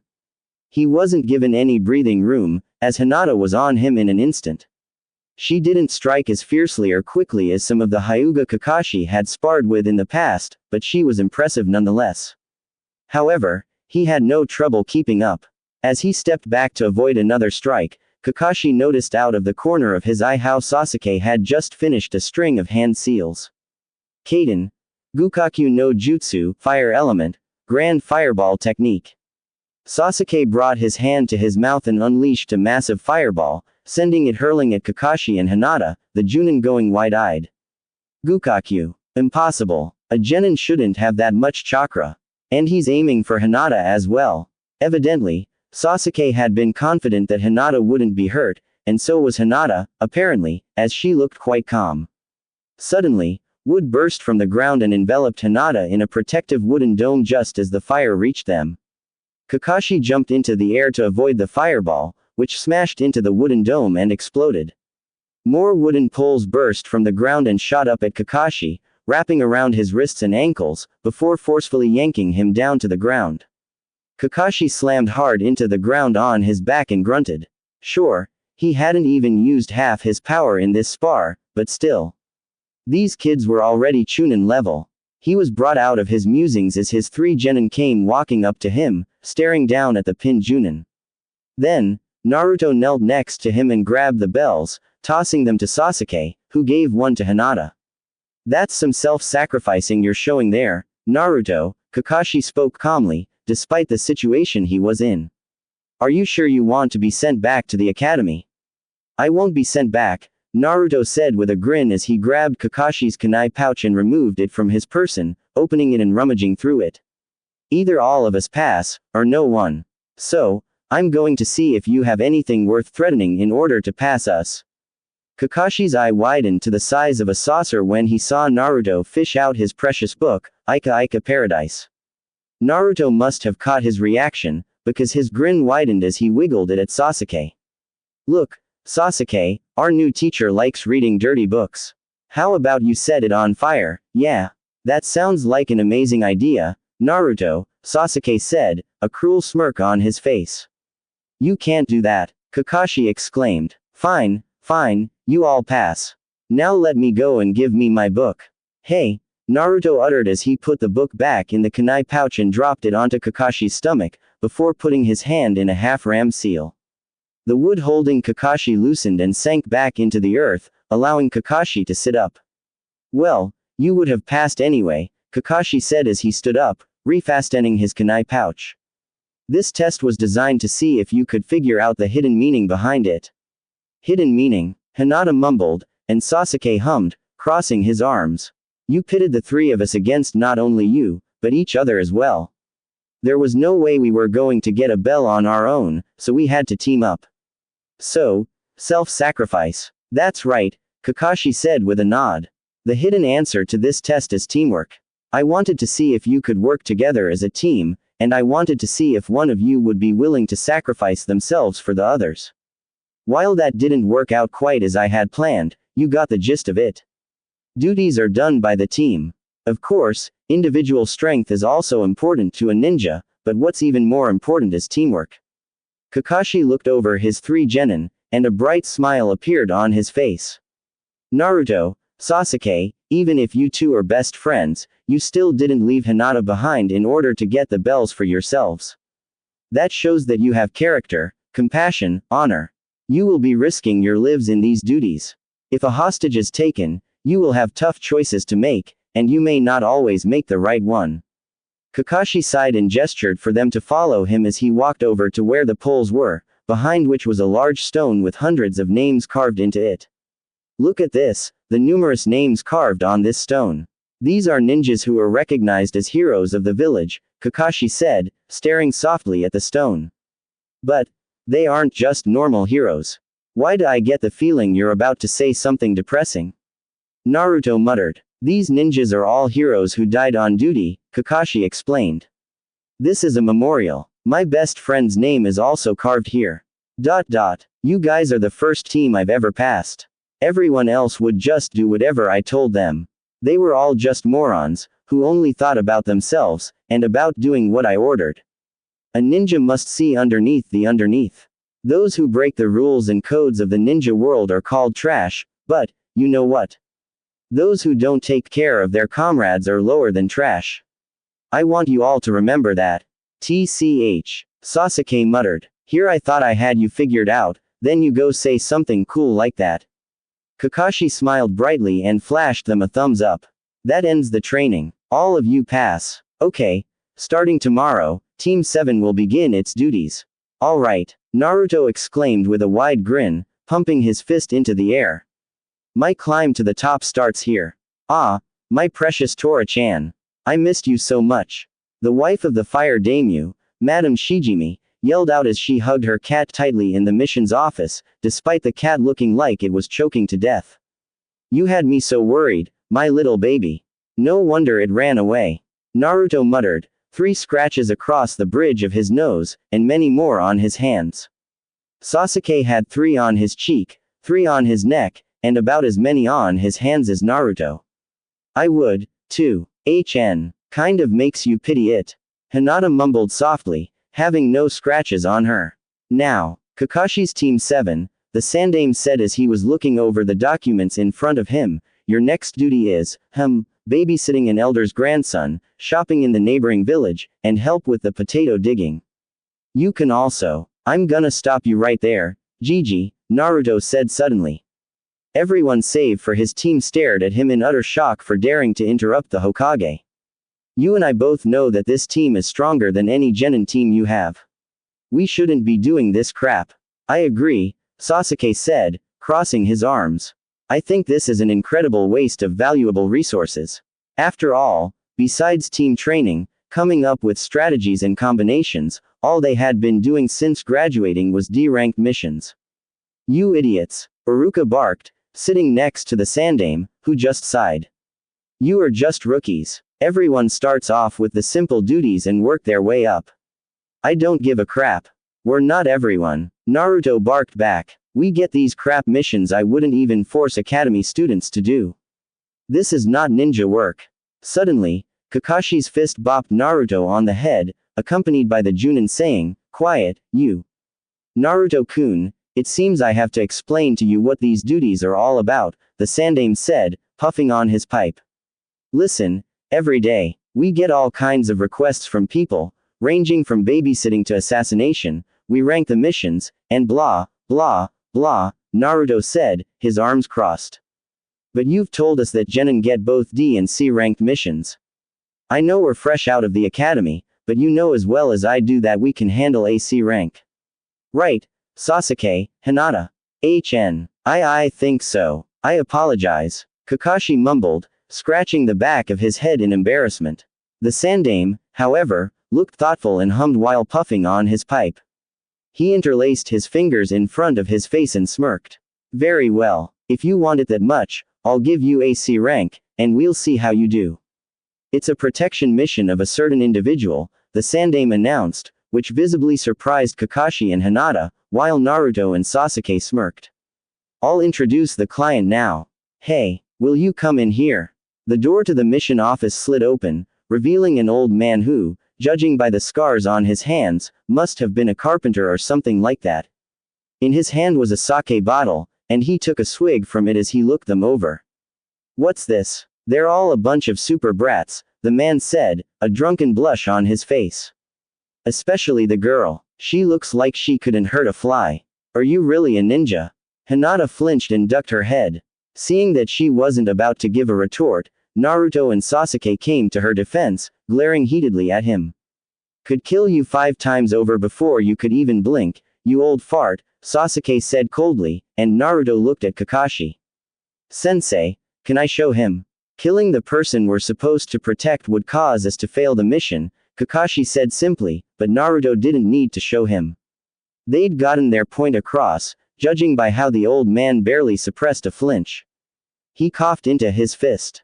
Anyway, I am the super bridge builder, Tazuna. I expect you to provide me super protection until I get back to my country and complete the bridge. And so, later found Naruto, Sasuke, and Hinata walked toward the East Konoha Gate, packed and ready.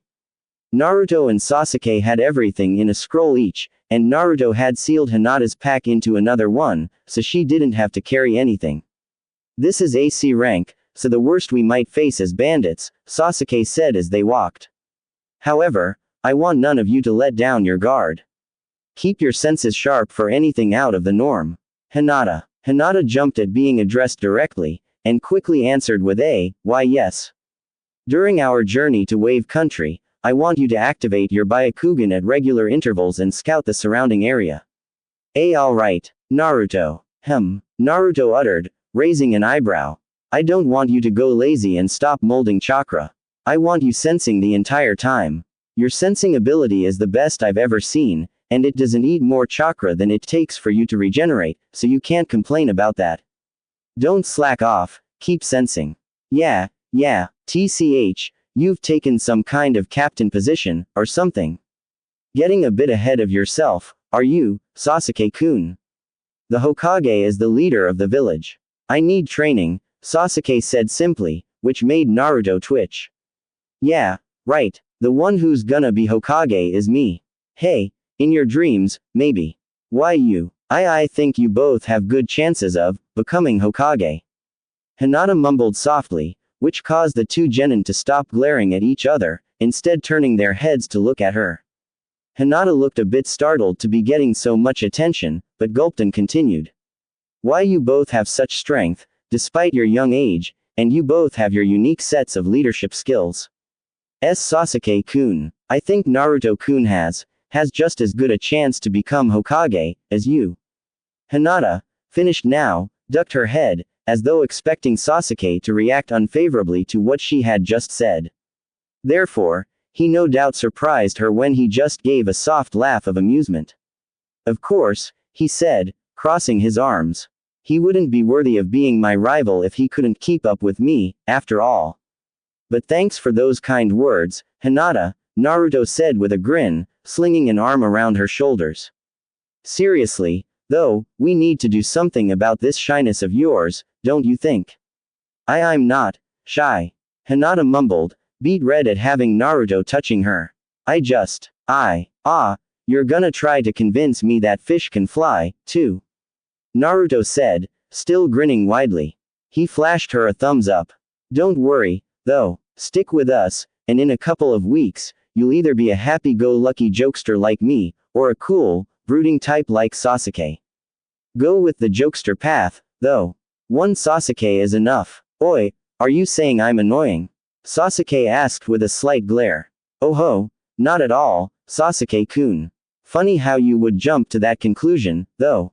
Why, you. Hinata giggled softly at their antics, which made Naruto grin wider. They rendezvoused with Kakashi and Tazuna at the gate, and then set off toward Wave Country. As Sasuke had suggested, Naruto started molding chakra and spread out his senses the second they left Konoha, and it was a good thing he did, because he immediately picked up on two chakra sources in the trees to their left. He glanced at Sasuke, who caught his eye. They had long since reached the point where they could tell what the other was trying to tell them from simply looking into each other's eyes. Sasuke's eyes narrowed slightly, and he gave a small, barely noticeable nod, before moving over to Hinata. Hinata, don't use your Byakugan, he whispered so quietly that no even Kakashi would be able to hear them. We have a tail, and we don't want to spook them. Understood, Hinata whispered back. Sasuke was shocked to have seen her turn so serious, not at all her usual, shy self. No, he did see that she was the same, but she forced those traits back through sheer force of will. She looked at Tazuna. Tazuna-san, what? You are, from Wave Country, right? What about it? Do you have a ninja village? It was Kakashi who answered, no, not in Wave Country. Most other countries have them, but Wave Country is a bit too small for it. Hey, don't worry, though. These won't be any ninja combat in AC rank mission. Sasuke pushed chakra into his eyes as they passed a puddle in the road, then turned to look at Naruto, who nodded back at him as they kept walking, Kakashi bringing up the rear. Suddenly, a ninja with a horned Kiri headband came flying over Kakashi, a bladed chain connected to his clawed gauntlet. He landed between Kakashi and the genin and Tazuna as the chain wrapped around the junin, tightening. Behind Kakashi stood another Kiri ninja with an identical gauntlet on his hand, which the chain was connected to. "What?" Kakashi uttered as the two ninja both said, "One down," and pulled the chain. Kakashi was torn to pieces by the chain, making Tazuna go wide-eyed, along with Hinata. Sasuke, Sharingan burning in his eyes, one Tomo in the left and two in the right, looked at her. "Hinata, protect Tazuna," he ordered, while Naruto was already flashing through hand seals. Doden. Doryuden Earth Element. Earth Dragon Projectile. Naruto called out as a dragon head made of earth rose from the ground and turned to one of the Kiri ninja, opening its mouth and spitting high-velocity mud projectiles at him. The ninja jumped, while Sasuke also flashed through seals. "Kaden.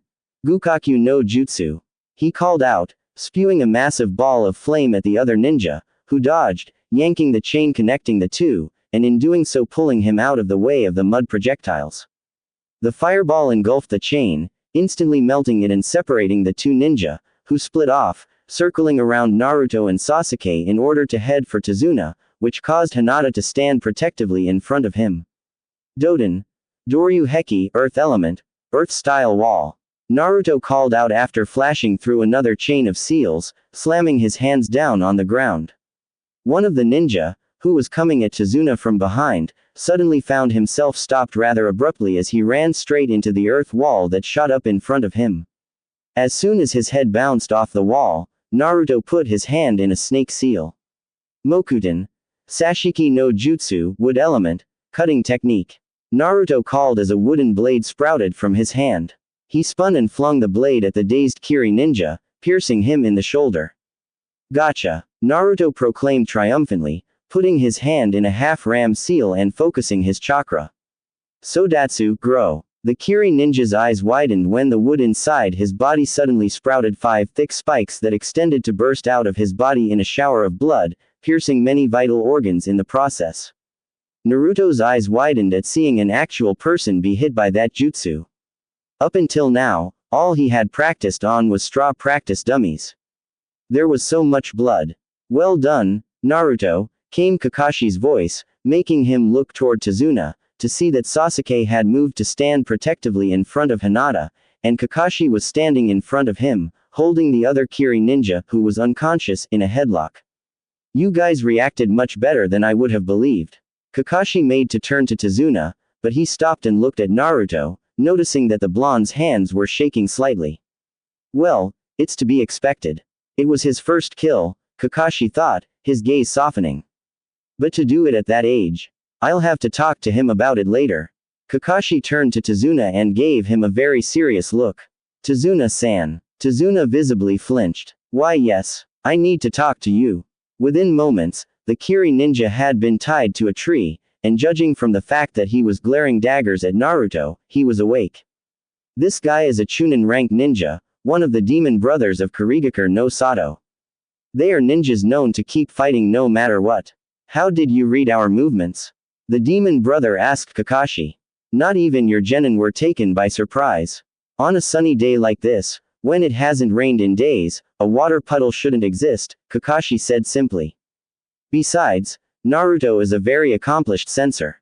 He no doubt detected you from the moment you started following us, and alerted his teammates. Why did you let the brats fight when you knew that?" Tazuna asked. "If I had wanted to, I could have killed these two instantly, but there was something I needed to find out. Who the target was for these two." "What do you mean?" Tazuna asked. "Meaning, were they after you, or one of us? We haven't heard that there are ninjas after you. Our mission was simply to protect you from thieves or gangs," Kakashi said, narrowing his eye at Tazuna.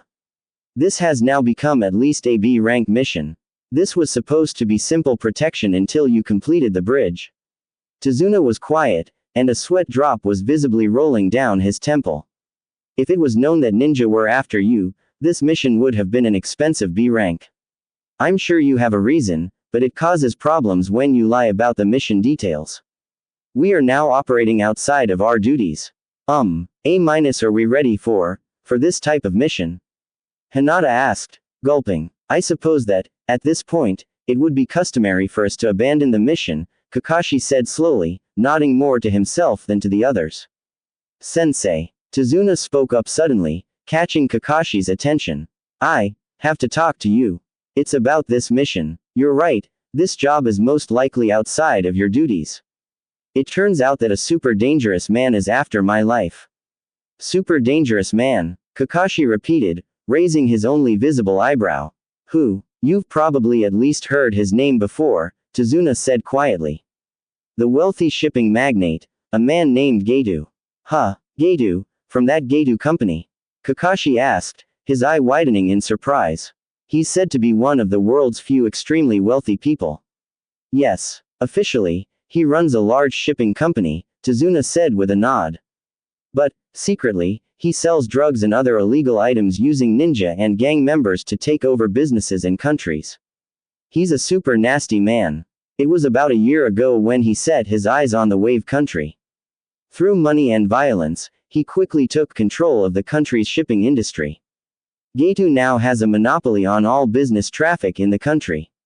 The only thing he has to fear now is the completion of the bridge. And, because you are building the bridge to the mainland, he won't hold a monopoly anymore. Hinata concluded, to which Tazuna nodded. So, those ninja were hired by Getu? Sasuke asked, and Tazuna nodded. But what I don't understand is, if you knew ninja could be after you, why did you hide that fact when you hired us? Kakashi wanted to know. Tazuna sighed. The Wave country is super poor. Even the daimyo has no money. Of course, we don't have much money, either. Not enough for the expensive B-rank mission. Well, if you quit the mission now, I will definitely be killed. But, don't worry about it. Tazuna said with a bright smile on his face. If I die, my cute, 10-year-old grandson will just cry for a few days. Oh, yeah, and my daughter will live a sad, sad life, hating Konoha ninja forever. But it won't be your fault. Not at all. Kakashi twitched at that, scratching the plate on his Hitai-8. Then, he sighed and smiled at Tazuna, saying, well, I guess we have no choice. We will protect you, at least until you get back to your country. Tazuna smiled and thanked them profusely, but they could all see the victorious glint in his eyes. They set off, Kakashi in the front, Hinata and Tazuna in the middle, and Naruto and Sasuke bringing up the rear. Hey, Sasuke said softly, looking down at Naruto's hands. You're shaking. Still a bit shocked, I guess. Naruto mumbled, taking deep breaths. It's not like I've actually killed a man before. It was you or him, Sasuke said simply. Don't beat yourself up about it. Well, I know that, but my body doesn't seem to want to listen. It's not good to be shaking, especially now that we know that enemies are going to attack. Give me a minute, and I'll be fine, Naruto said, a small grin on his face. The group managed to make their way into Wave country without encountering any more enemies. However, Naruto, Sasuke, and Hinata were always on alert, their senses sharp. As Naruto had said, his shaking had stopped, and he was ready for anything. If we're attacked again, it'll probably be a Junin, since the two Chunin were defeated, Naruto stated as they walked, to which Kakashi nodded. Without a doubt, Naruto perked up, and in a flash he fished out a kunai, hurling it into a bush, making the others jump, save for Kakashi, who must have sensed it as well. Naruto, Sasuke asked, tense. Tch, Kawarimi, huh? Naruto muttered, lowering his hand. His eyes closed, and he stretched out his senses. Everyone, get down, Kakashi ordered suddenly, ducking, just as Naruto detected the presence. Naruto grabbed Hinata and dropped, while Sasuke tackled Tazuna to the ground. A giant sword came flying through the air, passing through the space where the Genin's necks would have been, before embedding itself in a tree, at which point a ninja landed on the hilt of the massive Zanbeitu.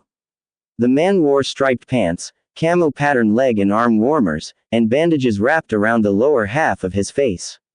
Tied sideways to his head was a Kiri Hitai-8. Well, Kakashi uttered as they all got to their feet.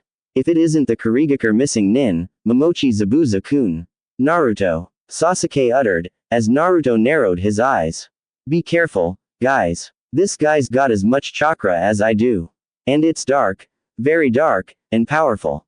Naruto muttered. Hinata formed a few hand seals, then called, Byakugan. Veins were visible around her eyes as her dojutsu activated, and her eyes widened when she looked at Zabuza. He's right. This chakra. Sasuke, curious, activated his Sharingan and looked at Zabuza, his eyes widening as well. No, it's only a little, but his chakra stores are larger than yours, Naruto. Ho, Zabuza spoke, turning around so that he was facing them. He lowered himself into a crouch, resting his elbows on his knees as he watched them. Sharingan, Byakugan, and a skilled sensor. Not to mention Sharingan no Kakashi. No wonder why the demon brothers lost. Sorry, but, the old man is mine. Sharingan, Naruto and Sasuke uttered in unison, amazed, as Kakashi reached for his headband. Surround and protect Tazuna, Kakashi ordered. Do not enter the fight. That's the teamwork here. Zabuza, first. Kakashi slowly lifted his headband to reveal his left eye, which had a scar through it. And in it, was a Sharingan. Fight me. Ah, I already get to see the famous Sharingan. I'm honored, Zabuza said, and it was evident that he was smirking behind his bandages. When I was in the Kurigakure Anbu, I kept a handbook. It included information of you. It said, the man who has copied over 1,000 jutsu. Copy Ninja Kakashi. Oi, Sasuke, Naruto muttered. I thought the Sharingan was an Uchiha bloodline. Why the hell does he have it? No idea, Sasuke said, narrowing his own pair of Sharingan eyes. But I intend to find out. Let's end all the talking, Zabuza said as he reached down, grabbing the hilt of the sword he was standing on.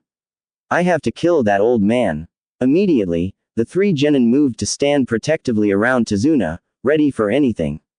But, Kakashi, it seems I have to beat you first. Zabuza kicked off the tree, yanking his sword out as he flew toward the lake in front of them, landing on it. He released a large amount of chakra, causing the water to start swirling around him. Ninpu. Kurigakure no Jutsu, ninja art, hidden mist technique. Zabuza muttered as a thick mist rolled in, causing him to disappear from view. He'll come after me first, Kakashi announced. Momochi Zabuza. As a ninja of Kiri, he was known as an expert in silent killing. You don't even notice until you're already dead. It's not like I can use the Sharingan perfectly. You guys be careful. Suddenly, the mist got even thicker, and Zabuza's voice was heard coming from all around them. 8 choices. Larynx, spine, lungs, liver, jugular, subclavian artery, kidneys, heart. Which one should I go after? Both Kakashi and Zabuza started flooding the area with killing intent. It was so much that Naruto felt every single muscle in his body tense, and he couldn't help but shiver slightly. He turned his head to look at Hinata, to see that her Byakugan was fading, and her entire body was shaking. She was also visibly sweating in fright. Hinata, Naruto spoke suddenly, catching her attention. He smiled when she looked at him. Stay strong. This is what he wants, so keep your guard up. Sasuke, Kakashi spoke suddenly, and Naruto turned his head to see that Sasuke had been shaking as well. Don't worry. I'll protect you guys with my life, their sensei said as he turned his head to smile at them. I don't let my comrades die. We'll see about that, came Zabuza's voice from between Tazuna and the genin. It's over. Zabuza wasn't fast enough, however. In a flash, Sasuke's Chikudo had been unsheathed, and he spun faster than Naruto had ever seen him move. The blade flashed, and Zabuza's head was suddenly separated from his body, his eyes wide. The body and the head, however, exploded in a shower of water, and Naruto's eyes widened when he picked up on Zabuza's chakra. Sensei, behind you, he called out, but too late, as Zabuza's massive sword had already cut Kakashi in half. Only for Kakashi's body to disperse into water as well, another Kakashi appearing behind Zabuza with a kunai at his neck. Don't move, Kakashi ordered. It's over. TCH, Naruto thought, gritting his teeth. This damn mist is covered in his chakra. I can hardly even sense Kakashi through it, he thought, then looked at Hinata. Oi, Hinata, can you see anything? No, Naruto-kun. There's too much chakra in the air. Same here, Sasuke muttered. Then, his eyes widened when Zabuza spoke to Kakashi. Sensei, behind you. Kakashi's eyes widened when yet another Zabuza appeared behind Kakashi, the Zabuza in front of him dissolving into water. He ducked under a sword swing, but Zabuza didn't even pause when his sword dug into the ground. Instead, he spun, switching his grip, and booted Kakashi in the face, sending him flying through the air. Zabuza immediately pulled his sword out of the ground and ran off, jumping toward the spot where Kakashi splashed into the water. As Kakashi surfaced, Zabuza landed behind him and flashed through hand seals. Suiro no Jutsu, water prison technique. He announced as the water shot up to envelop Kakashi in a ball, Zabuza holding his hand in it to keep it going.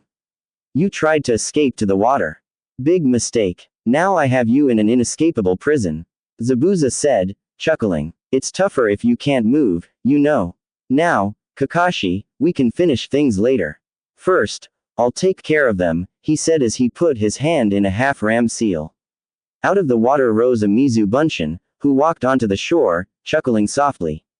Wearing those Hittite and acting like ninja, the clone said, smirking behind his bandages. A real ninja is someone who has survived numerous brushes with death. Only when you're good enough to be listed in my handbook can you start calling yourself ninja. You are not ninja, just brats. Take Tazuna-san and run. Kakashi yelled suddenly. You have no chance of beating him. As long as he's keeping me trapped in this prison, he can't move. The Mizu Bunshin can't go very far from his real body. Just run away now. Naruto slowly turned his head to look at Sasuke, who smirked and nodded. Then he looked to Hinata, who gulped, but steeled herself nonetheless, nodding as well. Run away. Kakashi-sensei, you underestimate us, Naruto said, a grin spreading on his face.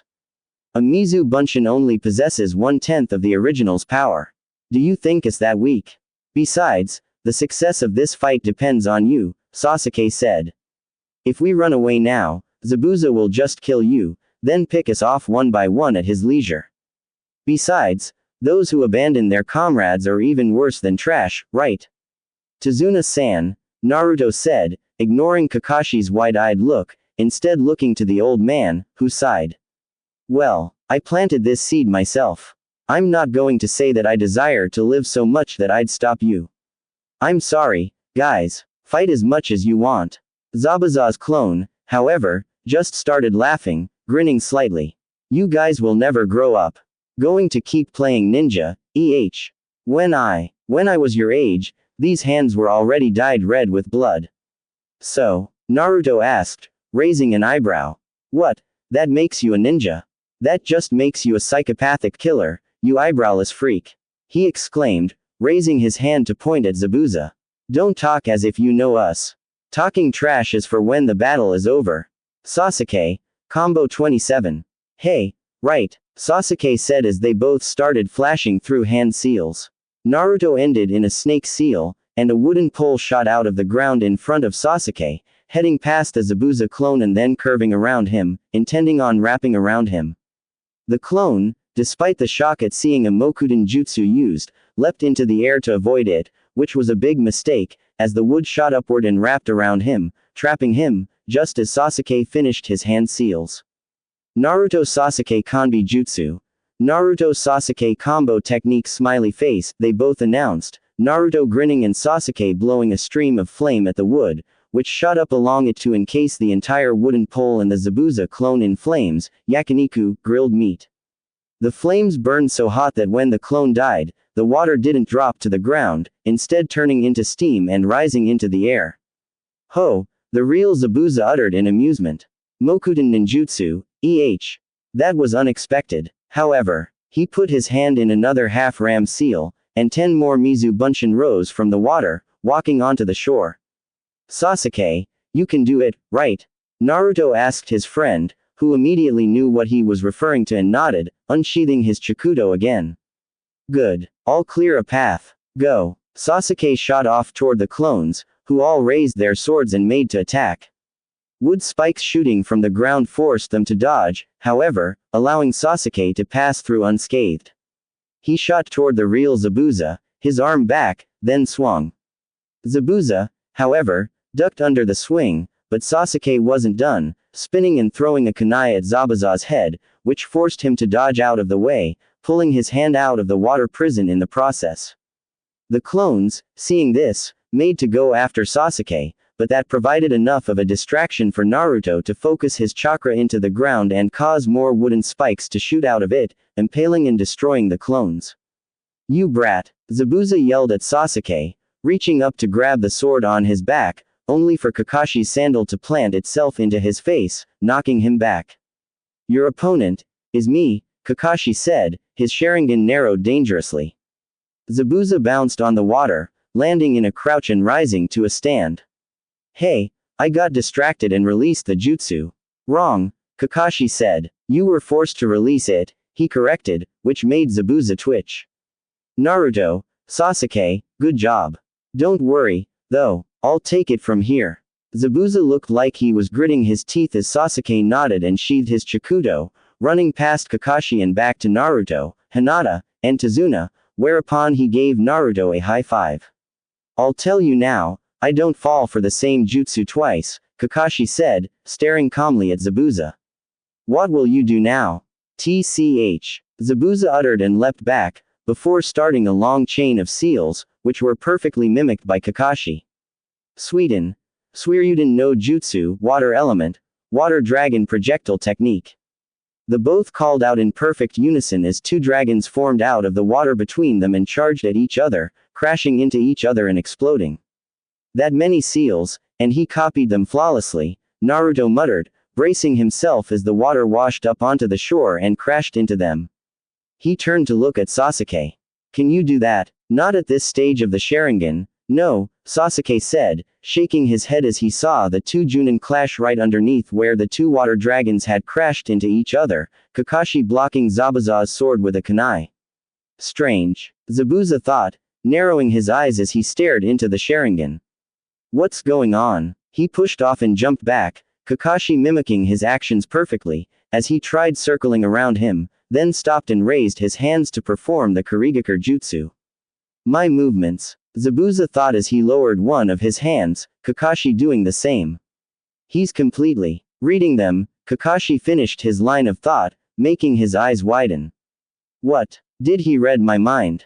Zabuza thought, feeling sweat breaking out on his forehead, placing his hands in a seal. "Damn, that freaky eye is pissing me off, right?"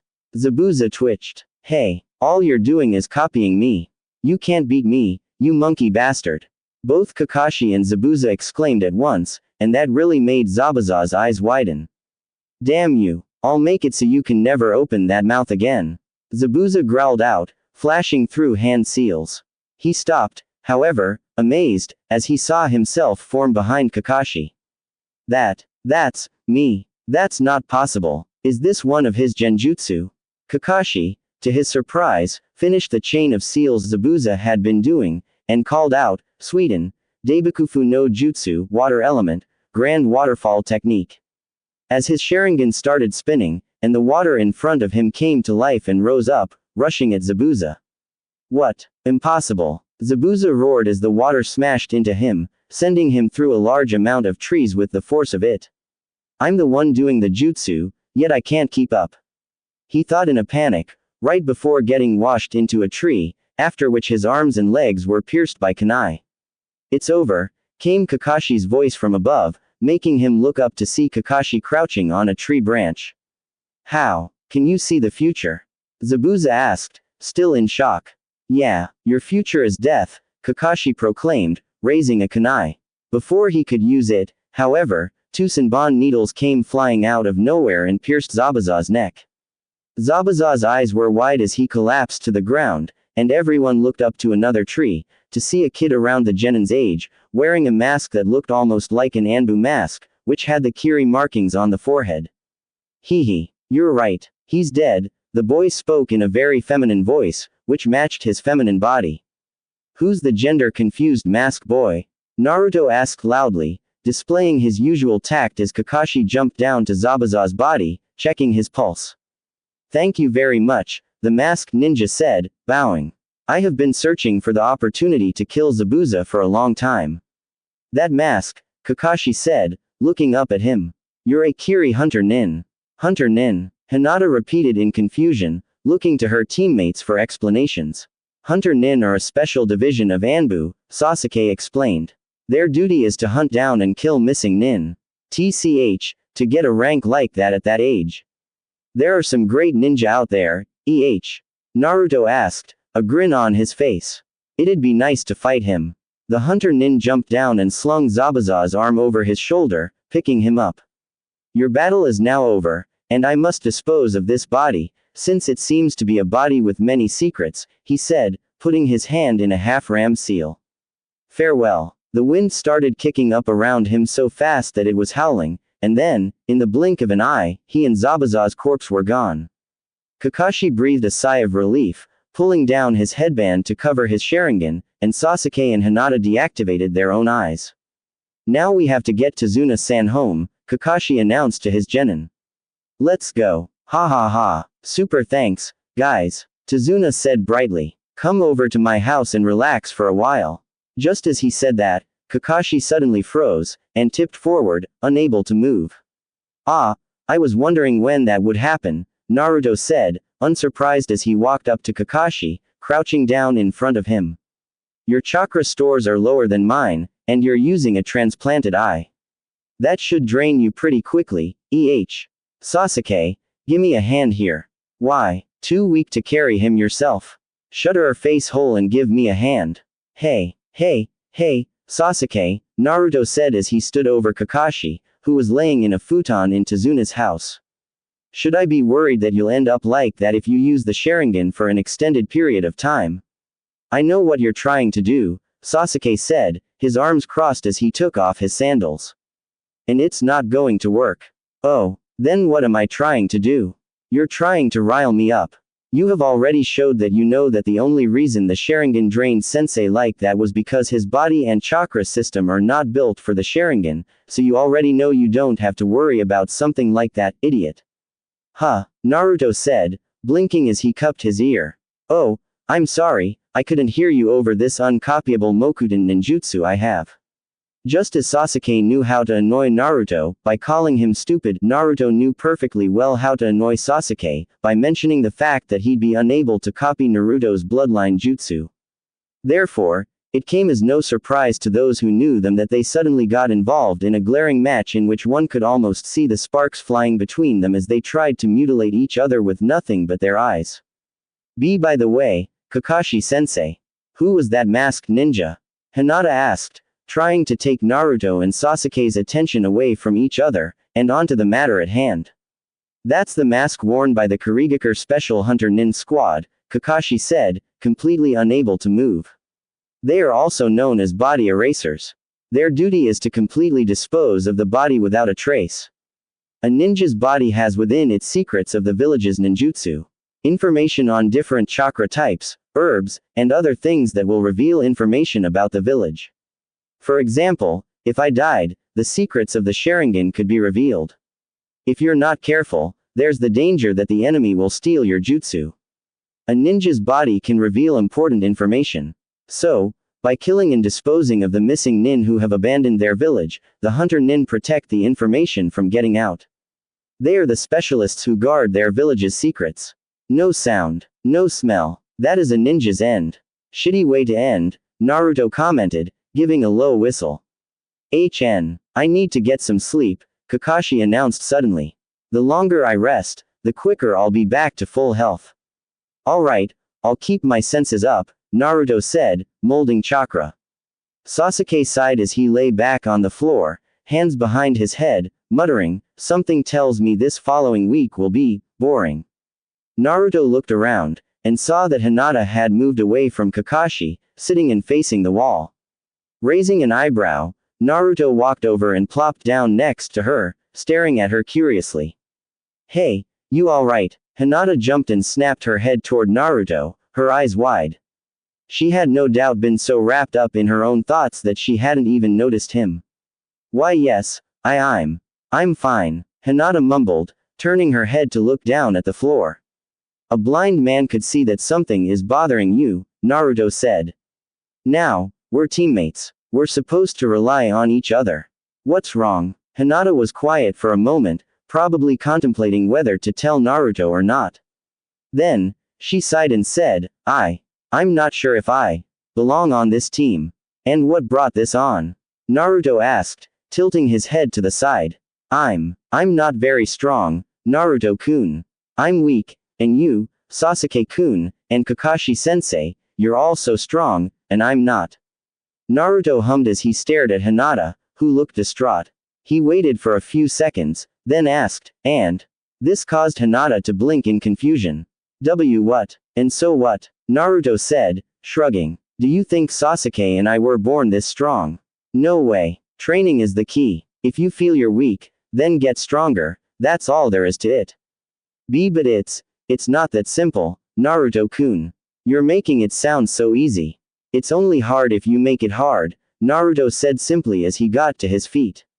Tell you what, come with Sasuke and me when we go training tomorrow. We'll get you strong. For some reason, Hinata couldn't help but feel a sense of dread upon hearing that. Something about the glint in Naruto's eye had been incredibly dangerous. Suddenly, Kakashi, who had just fallen asleep, shot up in his futon, covering his face with his hand as he appeared deep in thought. What's wrong, sensei? Naruto asked as he sat down next to Sasuke, who was looking at their sensei curiously as well. Kakashi uttered as he looked up at his genin. Oh, well, body erasing teams usually dispose of the body of the person they killed right there. But that Hunter Nin took the body away. Naruto muttered, his eyes narrowing as he made the connection. Yeah, if he needed proof of his work, he could have just taken the head, Kakashi said, stroking his chin. And the weapon that he used to kill Zabuza. Sasuke's eyes widened. No way. Yeah, exactly, Kakashi said, nodding. What are you guys talking about? Tazuna asked curiously. Most likely. Zabuza is still alive, Kakashi announced, making Tazuna and Hinata go wide-eyed. Those Senbon, Sasuke said, scratching his head in thought. It's possible that he just put Zabuza in a momentary state of death. Indeed. First, he took the body of the much heavier Zabuza with him. Second, he used a weapon that has a low probability of killing, Kakashi said with a sigh of resignation. These 2 points indicate that his motive was not to kill Zabuza, but to save him. We can't ignore that possibility. Aren't you thinking too much? Tazuna asked nervously. Hunter Nin are supposed to kill missing Nin. If he was even a Hunter Nin at all, Naruto muttered, crossing his arms. But whether it's true or not, the possibility is there, so it's better to be safe than sorry. Exactly. So, we will prepare before it's too late. Plus, whether Zabuza is dead or alive, there are no assurances that Gedo hasn't hired an even stronger ninja. Therefore, Naruto, Sasuke. The two friends straightened up upon being addressed by Kakashi and gave him their full attention. You two are very strong, and you're getting stronger every day. Hinata has massive amounts of untapped potential. Can I trust you two to release it while I'm recovering? Hey, I'm way ahead of you, sensei. Naruto said with a grin, flashing him a thumbs up. Hehe, this is getting fun. That's not fun, came a new voice as a kid, looking no older than 8, entered the house. Oh, Inari, Tazuna exclaimed happily. Where were you? Welcome back, Grandpa, the boy, Inari, said as he walked up to Tazuna, giving him a hug. Inari, Tazuna's daughter, Tsunami, said, say hello to these people. They are ninja who protected Grandpa. Inari turned his head to look at Kakashi and his genin for a good long while. Then, he turned to his mother and pointed at the ninja. Mom, they are going to die. What was that? Naruto barked. There's no way you can win against Gedo, Inari said adamantly. Words like that should be saved for after the fighting is done, Sasuke said, glaring lightly at Inari. Otherwise, you'll look like a fool afterward. Listen, Sasuke and I can't lose to a guy like Gedo, Naruto said, slinging his arm around Sasuke's shoulder. We're gonna be heroes one day. We're not gonna go down fighting a chump like him. Hey, let go, you fool. What are you, stupid? Inari asked, staring coldly at Naruto. There's no such thing as a hero. Naruto froze for a second, his eyes going cold. Then, He muttered, "Sasuke, hold me back." As ordered, Sasuke grabbed Naruto from behind, just as the blonde made to charge at Inari. "Why, you little, if you don't want to die, you should leave," Inari muttered, turning around and walking off. "Where are you going, Inari?" Tazuna asked. "To look at the ocean from my room." With that, Inari left, and Naruto glared at the closed door for a good 5 minutes before he turned away. Alright, Naruto exclaimed the following day as he stood in a clearing in the woods near Tazuna's house with Sasuke and Hinata. "I hope you're rested, because you're going to need the energy, Hinata. First of all, we're going to improve your speed and power." How are we going to do that?" Hinata asked nervously as Naruto walked up to her. "First, lose the jacket," he said, reaching out and unzipping the now red-faced Hinata's jacket and pulling it off her, revealing her mesh shirt and short tank top underneath, along with her already developing chest. "It'll only get in the way. You need mobility. Now, excuse me." Naruto turned away, and Sasuke did the same, both of them with small blushes on their faces. If one could read minds, they would have heard them both think, she should never have been allowed to cover those up, in perfect unison. Then, Naruto cleared his throat and turned back to Hinata, who was still blushing furiously. "Alright, we're going to help you progress using the same method we used to get stronger and faster," he said, skillfully avoiding staring at her chest as he reached into his right kunai pouch, taking out 2 black bracelets, identical to the ones he wore on his own wrists. "Put these on," he said, handing them to Hinata, who did as ordered. "Those are chakra weights. Currently, they weigh a pound each. The more chakra you pour into them, the heavier they become. You want them to be heavy enough to make you sluggish, but not heavy enough to render you unable to move. Once you have added the desired weight, we will be doing some sparring. This will help you develop muscles that won't inhibit you in your fighting style. Your musculature, as it grows stronger, will adapt to your movements." "Understood." "Why yes, Naruto-kun. Be careful when you add chakra to the bracelets. Too much, and you'll be unable to move, and..." Naruto grinned, looking a bit like a sadistic teacher, taking pleasure in his student's plight. "Neither Sasuke nor I feel like removing any weight from them." Hinata eeped at that, but nonetheless channeled chakra into her bracelets, being extremely careful by channeling a little at a time, to make sure they didn't get too heavy. Once she reached a weight she felt satisfied with, she nodded to Naruto, whose eyes narrowed ever so slightly. "Throw a punch," he ordered, and Hinata did so. He shook his head. "Too light. You need to struggle to maintain the same speed and mobility you have without the weights. Increase it." "Why yes, Naruto-kun." Hinata channeled more chakra into the bracelets and deemed herself ready. Once more she was ordered to throw a punch, and once more Naruto ordered her to increase the weights. This time, Naruto seemed satisfied, and Hinata stood there, feeling like her arms were going to get pulled out of their sockets from the weight. "Alright," Naruto said, clapping his hands together. "It's time for you to spar with Sasuke," he announced, which made Hinata's eyes widen. "Sasuke is a much more versatile taijutsu fighter. I'm stronger than him, but I'm more of a brawler. My style is very unorthodox for ninja, so fighting me will probably just prepare you against fighting only me. Sasuke, however, has a style more closely resembling a traditional ninja style. So, you're fighting him. I won't go easy on you, though," Sasuke said, walking up to stand next to Naruto, smirking. "If I did, that would be insulting. You want to get stronger, right?" "Why yes. Alright, then get ready," Naruto said as he moved to stand between them. "This is a taijutsu-only spar. That means no chakra usage whatsoever.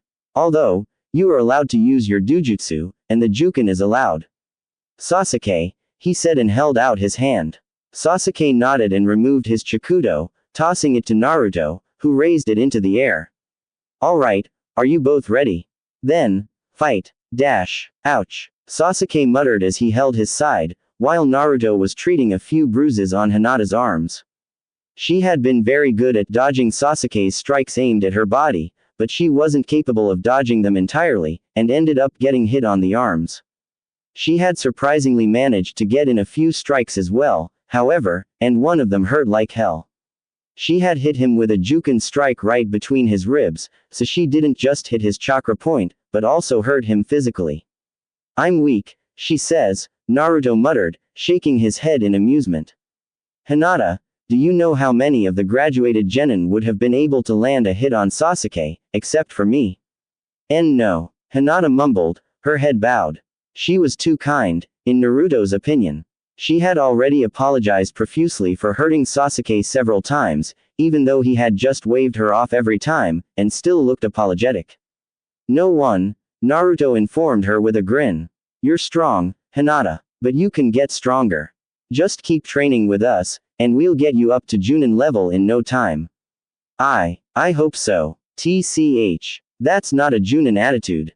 Hell, it's not even a ninja attitude, Sasuke muttered, glancing at Hinata out of the corner of his eye, as it hurt too much to turn his body. Use more force when you speak. Naruto, show her. Right, Naruto said, grinning at Hinata. What you do is just gather energy in your chest, take a deep breath, and then let it out. He instructed, pumping his fist. Yes, I'm certain I will. Say something like that. That, I couldn't. Hinata mumbled, poking her fingertips together. Such a thing. True, that might be a bit too advanced for you at this stage. Alright, then, how about a, yes? Say it with guts. What my moronic friend is trying to say is that you should say it with as much energy as you can muster. A non-stuttering yes will do, however, Sasuke explained. Naruto nodded in confirmation. Then, he paused for a few seconds, followed by him gritting his teeth and snapping his head in Sasuke's direction to give him a murderous glare. Hey, Sasuke, what's with the moronic friend?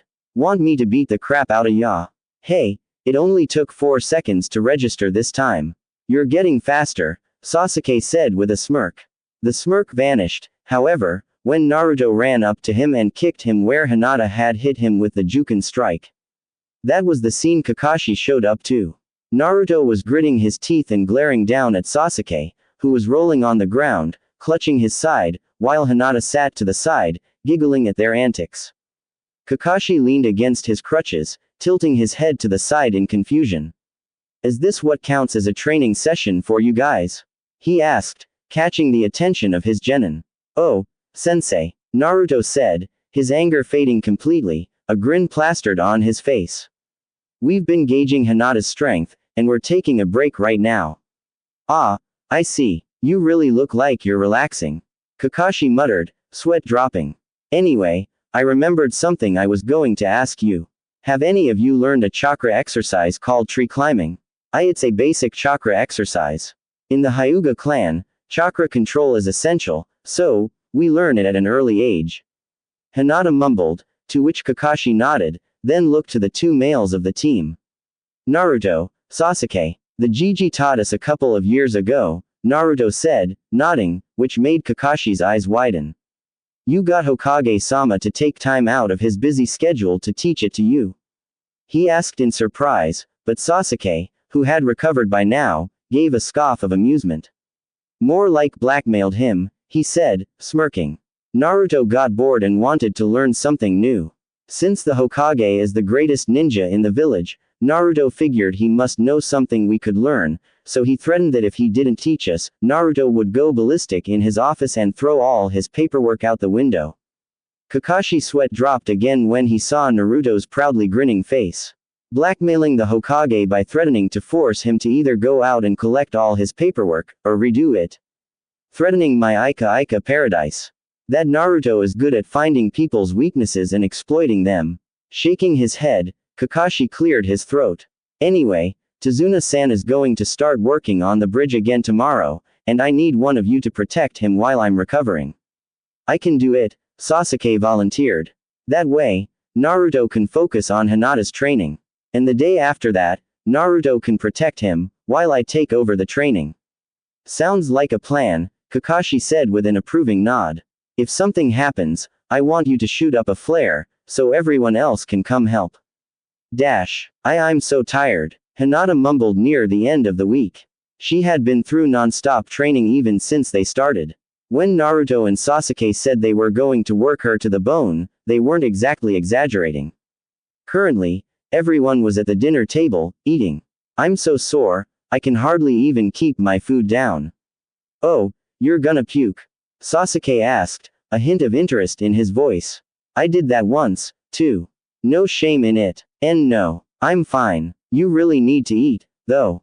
You need fat to convert to muscle mass, after all. Where's Naruto? Kakashi asked, blinking. His body was already much better, and he could move around without a problem. In fact, he was good as new now. Usually, he'd be the first to the dinner table. He's still out training. Damn machine. He can keep going for days. Sasuke muttered. In fact, he has been going for days, ever since that Kaiza story. When Sasuke spoke that name, Inari, who was sitting across from Sasuke, tensed up, and looked ready to leave the table. Since Sasuke didn't mention it again, however, he stayed, but kept his head down. But even Naruto has a limit, Kakashi said slowly. It would be bad if he used up too much chakra. Wouldn't surprise me if he had. The useless moron is probably dead by now, Sasuke said, shrugging. He didn't mean it, however. He knew Naruto would never die from chakra exhaustion. It was not a spectacular enough way to die for him. I wanted to ask you this earlier, but... Tazuna muttered, giving Kakashi a confused look. Why are you still here, even when I lied to you about this mission? To abandon your duty is not courageous. Below the courageous, there is nothing, Kakashi said simply. Those were the previous Hokage's words. That is the way of the shinobi. Shinobi don't move because of money alone. Just then, the door opened, and Naruto, sweaty, dirty, and panting, came in, a tired grin on his face. You've worn yourself out again, moron, Sasuke said, giving Naruto a glance. You look like you can barely stand, let alone move. I think I'm operating more on willpower than anything else right now. Naruto muttered, slouching up to the table and taking a seat. Without another word, his head dropped, impacting hard with the table, which made everyone jump. I'd rather just go to sleep right now. But first, some grub. Hee, I'm also super worn out from today's bridge work, Tazuna said, smiling brightly. At any rate, the bridge is almost complete. Naruto-kun, father, don't overdo it, okay? Tsunami said in stern concern, but the two just kept smiling. They sat in silence for a while, and Naruto noticed Inari staring at him intently, tears welling up in his eyes. Then, Inari snapped. Why do you guys bother so hard? No matter how hard you train, you're still no match for Getu's men. No matter what glorious claims you make, or how hard you work, when facing the strong, the weak will only end up getting killed. The grin faded from Naruto's face, and the blonde gave Inari a long, almost bored stare. Whatever. I'm not like you. I'd hate to be like you. You don't know anything about this country, yet you're being so nosy. Inari yelled. What the hell do you know about me? I'm different from you. You're always clowning around and acting so cheerful. You don't know how hard life can be. Now, the bored look faded, and Naruto's eyes, for the first time in years, turned an icy blue that no one had ever seen before. Ah, so I should be like you, then. Cry and act like the star of some great tragedy? He asked coldly. Then, it was as though a fire had ignited in his eyes as he gave Inari one of his fiercest glares, one that he didn't even use on Sasuke. Then keep crying forever, you little sissy. The tears started flowing from Inari's eyes again, and he sat there, trembling, as Naruto stood up and made to walk away, only for his knees to give out. Sasuke was out of his seat in an instant, catching Naruto before his knees even hit the floor, which made Naruto laugh. Aha, sorry, Sasuke. Guess I did overdo it. TCH. You idiot, get some rest. You're probably going to need it tomorrow, Sasuke said as he helped Naruto get to the guest room. Naruto, still tired and sore, got out of his futon and got dressed, his eyes half-lidded as he went through his morning stretches. He gave a very loud yawn as he left the guest room and made his way toward the kitchen, only to stop outside the living room and turn to look inside it. Tsunami and Inari were on the floor, Inari helping his mother with her knitting. Ah, this is a surprise, Naruto said tiredly. You're not usually up this early. Early, Naruto-kun, Tsunami said, blinking. It's noon. Naruto blinked as well as he stared at Tsunami, before looking out the window to see that, indeed, the sun was shining brightly. His eyes widened. I overslept, he exclaimed, clutching his head. I've never overslept in my life. Sensei said you should rest. No time for rest. I need to be out there. Naruto exclaimed, rushing off. I'm off. Naruto ran out of the house and into the woods, taking a shortcut to the bridge. As he jumped from branch to branch in the trees, however, he stopped suddenly and looked down toward the road to his right. There was a boar next to the road, and it was cut up bad. He looked around, and saw several cuts in the trees, leading toward Tazuna's house. Tazuna-san said that Geto has 2 bodyguards who specialize in Iijutsu. Naruto thought, narrowing his eyes. TCH, they're not very subtle, are they? Meanwhile, Inari was in his house, trembling. 2 men had just come in and kidnapped his mother, and he had been powerless to do anything. I don't want to die. I'm afraid, he thought, crying to himself. I'm sorry, Mom, you little sissy. Naruto's voice echoed in his head suddenly, making his eyes widen. Cry and act like the star of some great tragedy. He's probably sick and tired of crying, came Kakashi's voice next. Then keep crying forever, you little sissy. He knows what it means to be truly strong, just like your dad.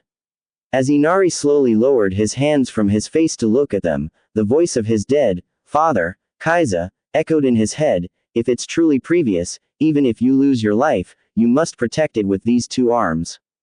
They're all so incredible, so cool, so strong, Inari thought, wiping his eyes. Then, he stood up, a look of determination on his face, no longer crying. Will I also be able to become strong, Dad? With that, he ran out of the house, where he saw the 2 swordsmen leading his mother away. Wait, he yelled angrily, which made the 3 stop and turn to him. Inari. Tsunami yelled in distress. It's that kid, the eye-patched swordsman said. Get away from my mom. Inari cried and charged at the 2 swordsmen, who scoffed and thumbed their swords out of their sheaths. Then, they dashed forward, slicing Inari into 3 pieces. Their eyes widened, however, when instead of Inari, they had cut a wooden doll who looked exactly like him. Kawarimi no Jutsu, one of the swordsmen asked, his eyes wide as he looked toward Tsunami, to see that Naruto had arrived, holding Inari in his arms. Sorry I'm late, Naruto announced, setting Inari down next to Tsunami, grinning. But, you know, heroes usually show up at the last second, so it's alright. Naruto, Inari muttered, staring at Naruto in shock, which got him a grin from the blonde ninja. Great job, Inari. Thanks to you distracting them, I was able to save your mom. Well, if it isn't one of the loser ninja Tazuna hired, the eye-patched swordsman said, scoffing.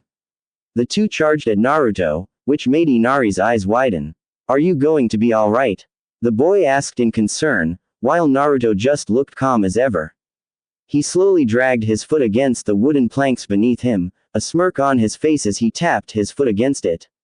Suddenly, 2 blunt wooden poles grew out of the wood at great speed, smashing straight into the swordsmen's chins, snapping their heads back with the force.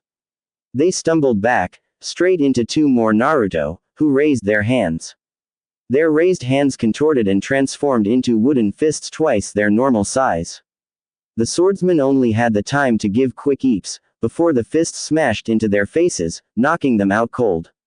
Once the swordsmen were tied up and left hanging upside down from a tree, Naruto casually brushed non-existent dust off his hands and gave a grin. Piece of cake. How did you know those swordsmen were coming here? Inari asked. Oh, there was a cut-up boar in the forest, and a lot of cuts on the trees leading here. I got a bad feeling, so I turned back. Lucky I did, Naruto said as the grin faded, to be replaced by a soft smile. Ah, sorry, Inari, about yesterday. I called you a sissy, but you're obviously not one, he said and put his hand on Inari's head, the grin returning once more. You're strong. Inari's eyes widened, and tears started welling up in his eyes. Then, with a muttered, damn it, he ducked his head and wiped his eyes. I decided I wasn't going to cry anymore. You're going to make fun of me and call me a crybaby. TCH, I'd never stoop to such a low-class insult. Tear-shedding baby wimp, maybe, Naruto said, shrugging. Then he grinned at Inari again. But that doesn't apply here. It's okay to cry when you're happy, Inari. That did it. Inari started crying again as Naruto turned away, sighing. Ah well, if they attacked here, then the bridge is probably in danger. Sasuke can handle things, but it'd be bad if he hogged the spotlight. It might get to his head. I can count on you here, right? Yup, Inari said immediately, once more wiping his eyes. Alright, Naruto is blasting off. With that, Naruto took off. Dash. Before the encounter Naruto had with the swordsman, Sasuke, Hinata, Kakashi, and Tazuna had just made it to the end of the bridge, which was almost at the mainland, to find that the 5 remaining workers were on the ground, bleeding. What's this? Tazuna exclaimed, rushing up to one of them, the only one who seemed to be awake. What happened? A monster, the worker muttered, gritting his teeth in pain, just as a thick mist rolled in. Here they come, Kakashi said as Tazuna backed up, and the ninja took up a defensive formation around him. Kakashi-sensei. This is Zabuza's Kurigakure no Jutsu, Hinata mumbled, activating her Byakugan. Long time no see, Kakashi, came Zabuza's voice through the mist. I see you're still with those brats. He's shaking again, poor kid. He was referring to Sasuke, who was shivering as a large group of Zabuza clones appeared around them.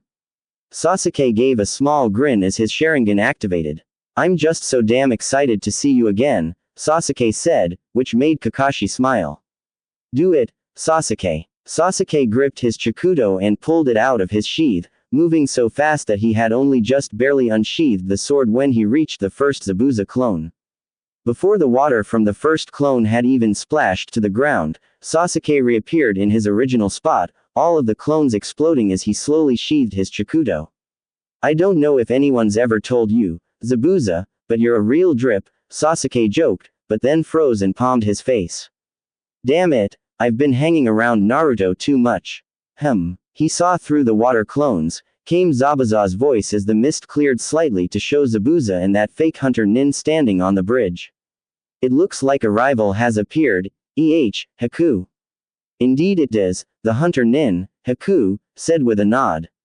It seems our suspicion was right on the mark, Kakashi commented, appearing to be the epitome of calmness, as always. That masked one, he's obviously Zabuza's comrade, standing right next to him and all. I'll fight him, Sasuke said, narrowing his eyes.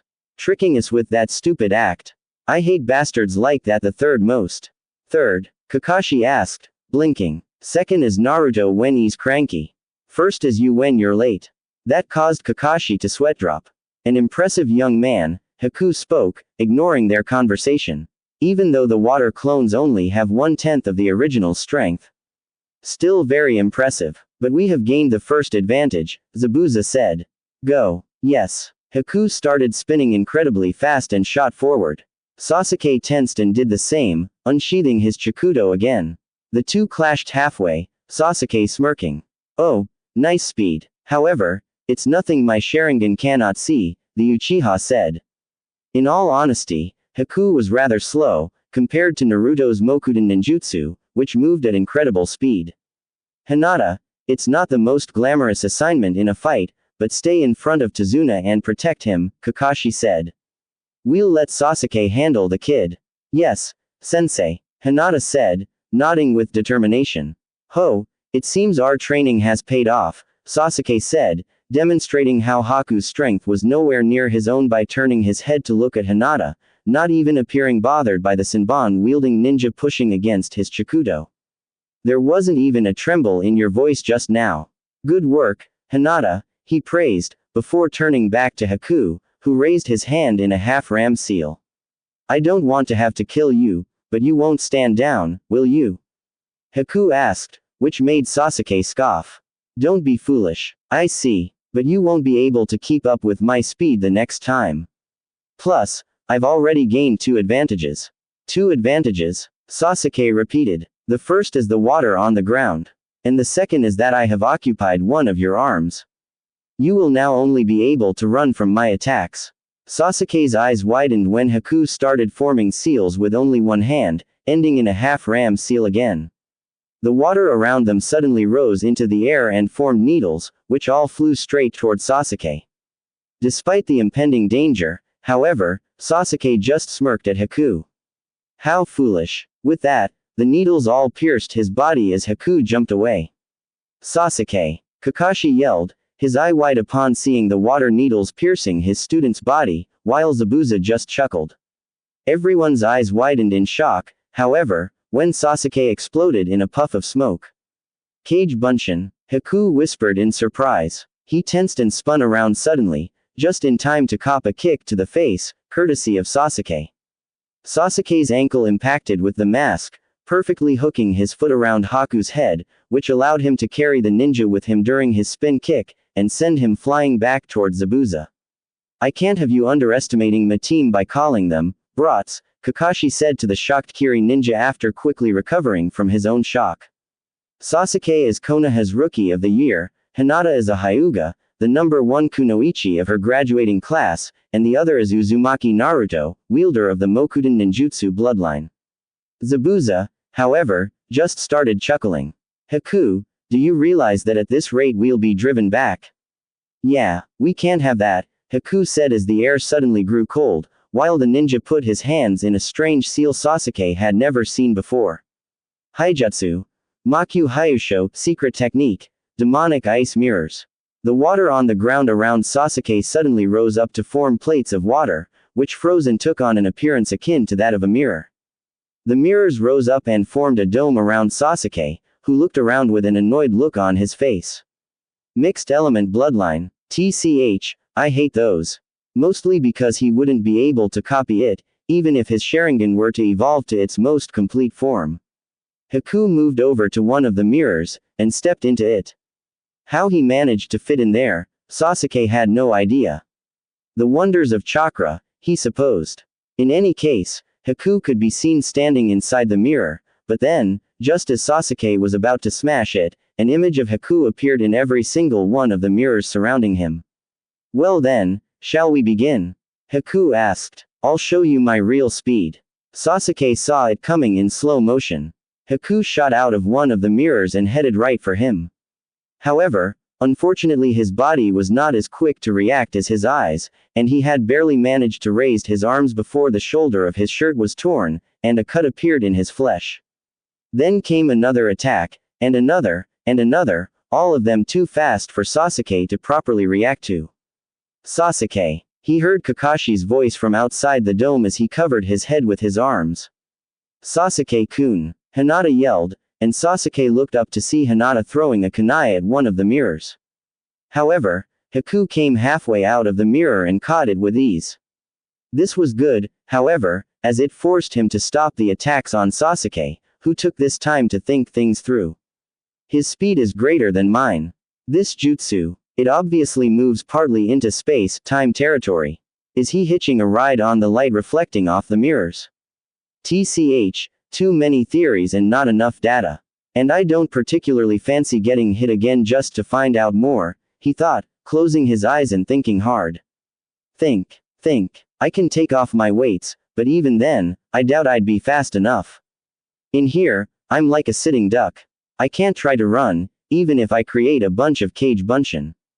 Besides, my chakra stores aren't nearly as large as Naruto's, so I can't waste chakra on clones that will probably be killed, anyway.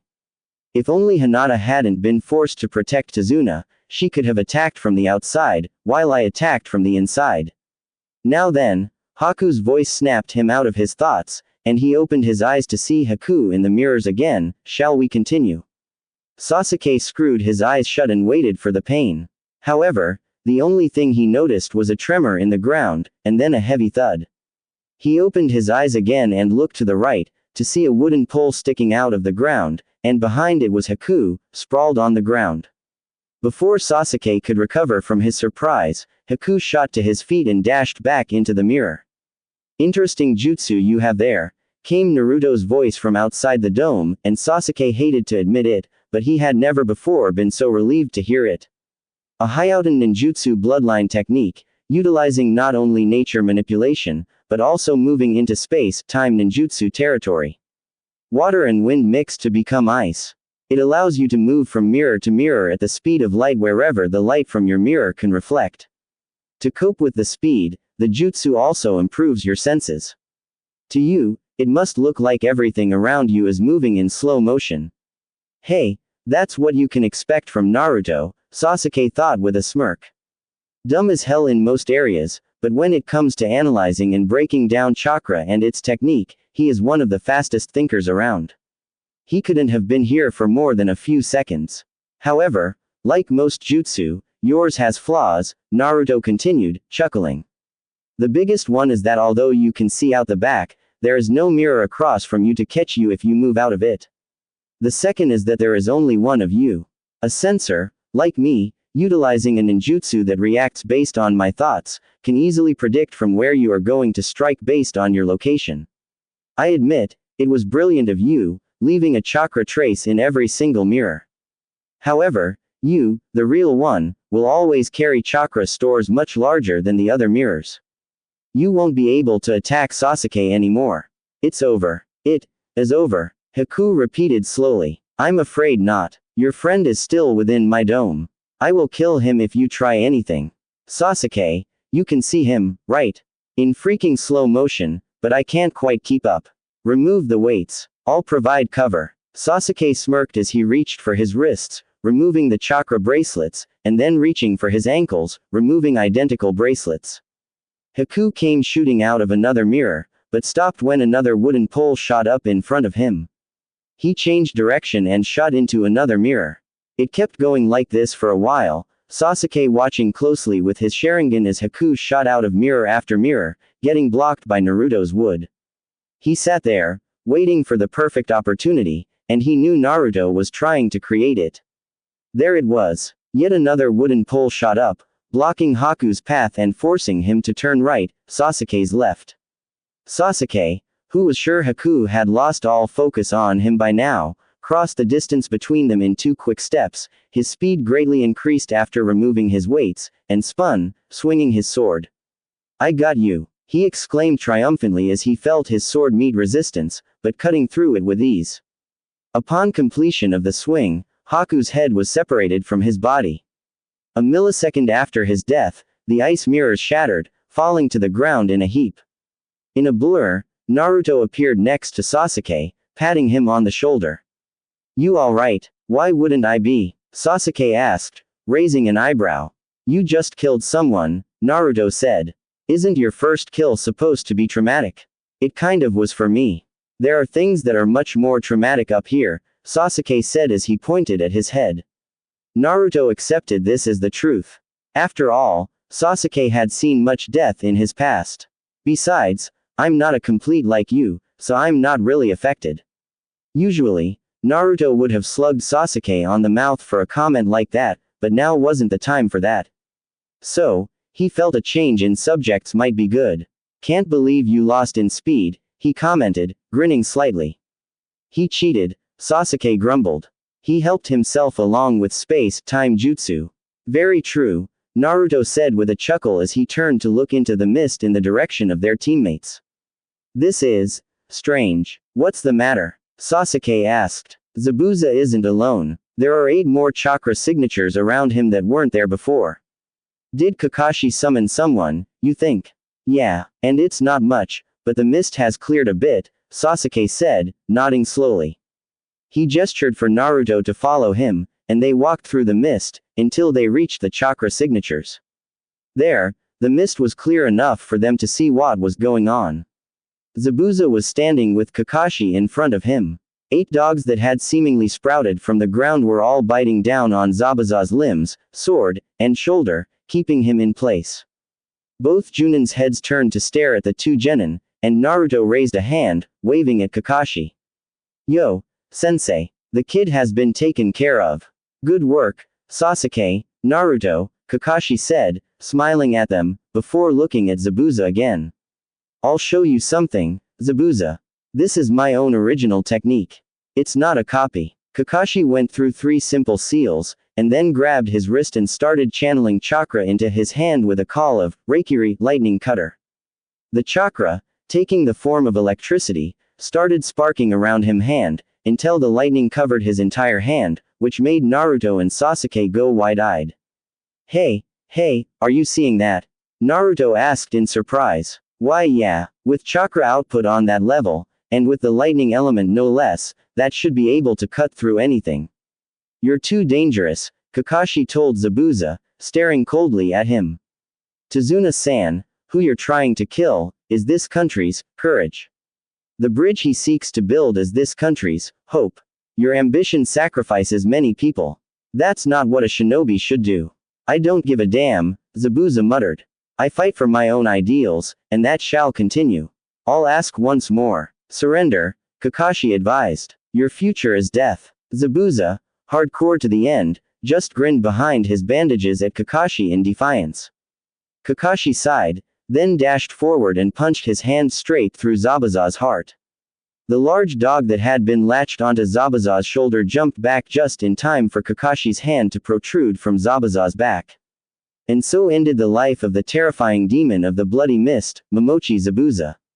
Naruto supposed that this was a worthy death for him, fighting the copy ninja Kakashi. The lightning surrounding Kakashi's hand died down as Zabuza's eyes closed. The dogs poofed out of existence, and Kakashi lowered the man's body to the ground, pulling his hand out.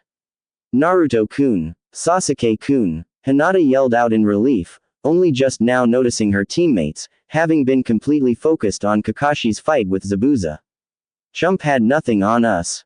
Naruto exclaimed triumphantly, giving Hinata a thumbs up, but Sasuke wasn't so happy. He grunted and crossed his arms. So you say, but it took two of us to take down the one of him. And if he wanted, he could have just killed me upon the first attack. I wasn't fast enough to dodge him. He was holding back. Well, aren't you a mood killer? Naruto grumbled as the mist cleared completely, to show a very large group of thugs at the end of the bridge, with a very short man wearing glasses and a business suit at the front.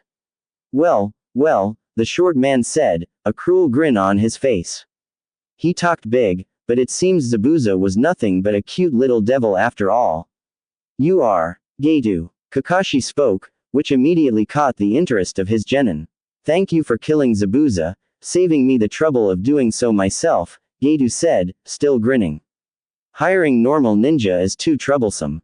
Not only are they more expensive, but there's always the chance that they might betray me. So I hire missing nin, and have them battle. Then, when both parties are weakened, I have them both killed with numbers. And now you, the Junin, are tired and weakened, I can go through with my plan. How's? Getu stopped rather suddenly and two kunai impacted with his forehead, piercing his brain.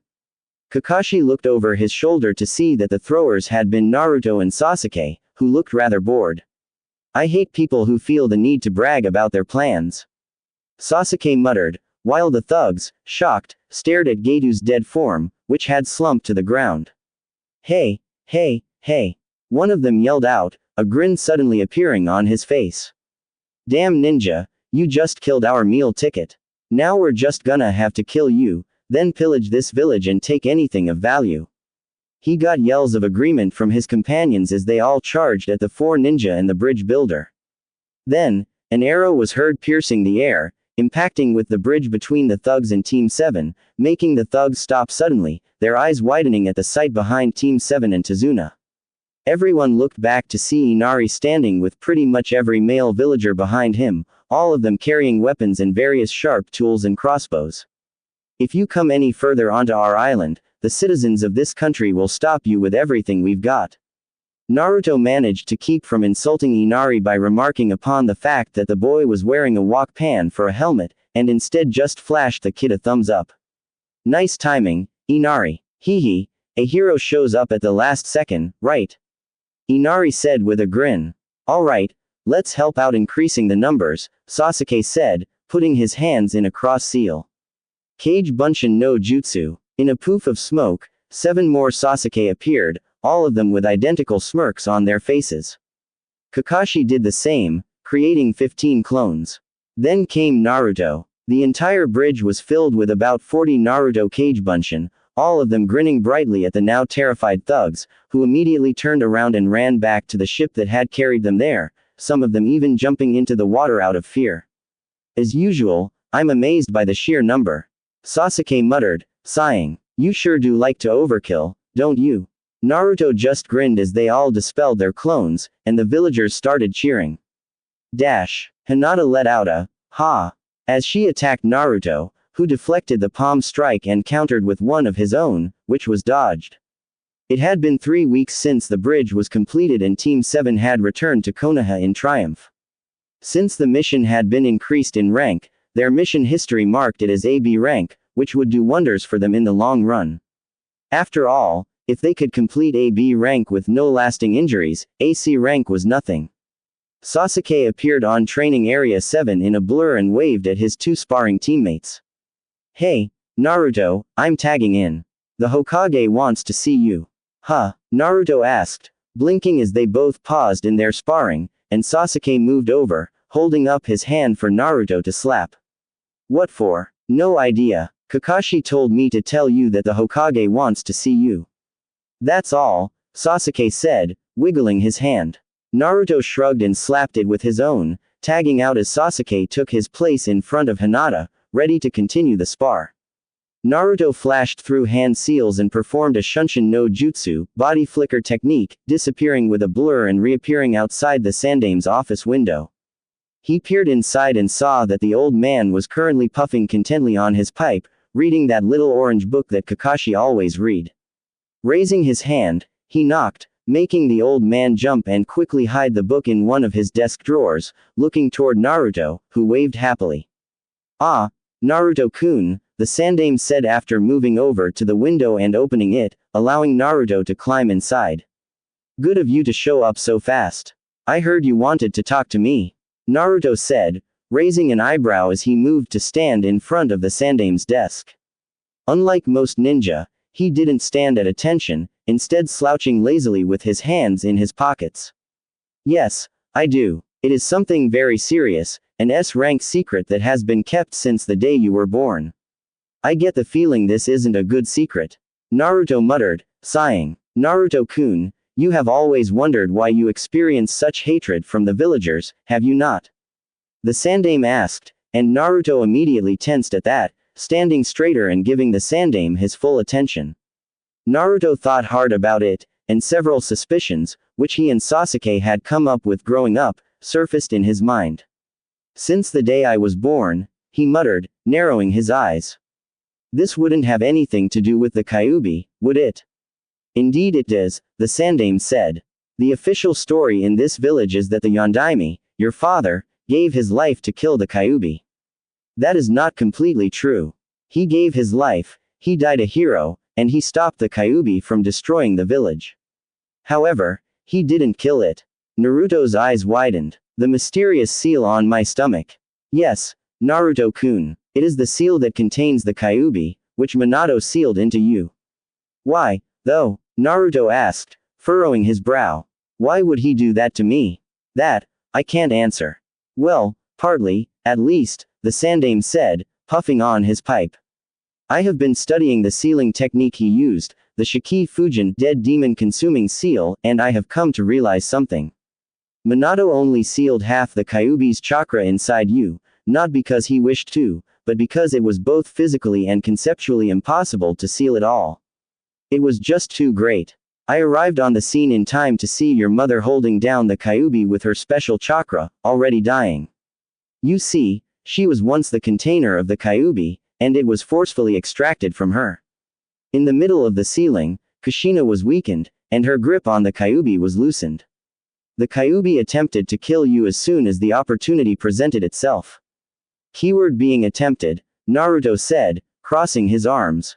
You know, seeing as I'm still here. Indeed. Both Minato and Kushina jumped in front of the Kyuubi's claw and allowed it to pierce them instead of you.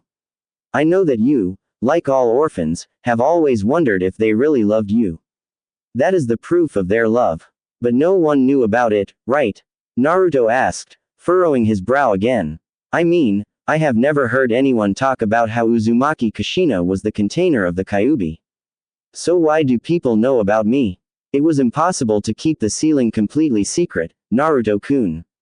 However, when I was reinstated as the Hokage upon Minato's death, I made a law stating that no one was to speak of you being the new container of the Kyuubi.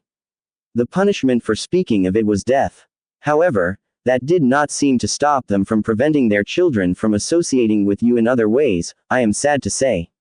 Well, good thing you told me now, when I've been around Sasuke long enough to think about things and actually use logic sometimes, Naruto said, nodding. Had you told me when I was younger, I probably would have freaked. I am actually amazed you are taking this so well, the Sandaime said, smiling proudly at Naruto. I had expected a more surprised reaction. Well, Sasuke and I have theorized for years now, Naruto said with a shrug. The subject of the Kyuubi has come up many times. Besides, this isn't the worst shock a kid could experience. It's not. The Sandaime asked, his eyebrows rising in surprise.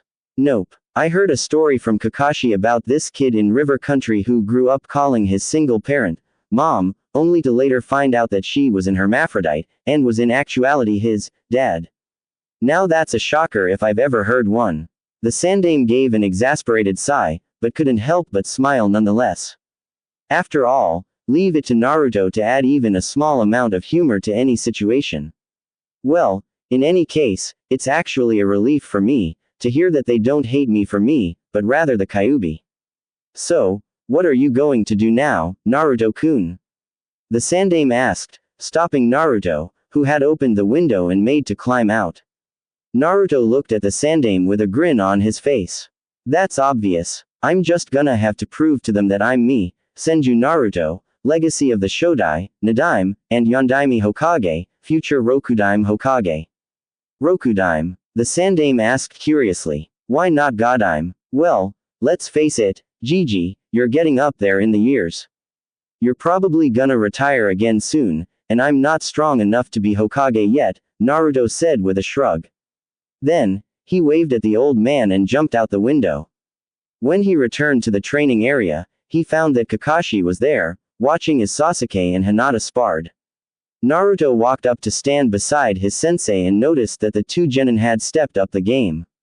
Hinata's Byakugan was activated, Sasuke's sword was out, and his Sharingan was blazing. The two moved with amazing speed.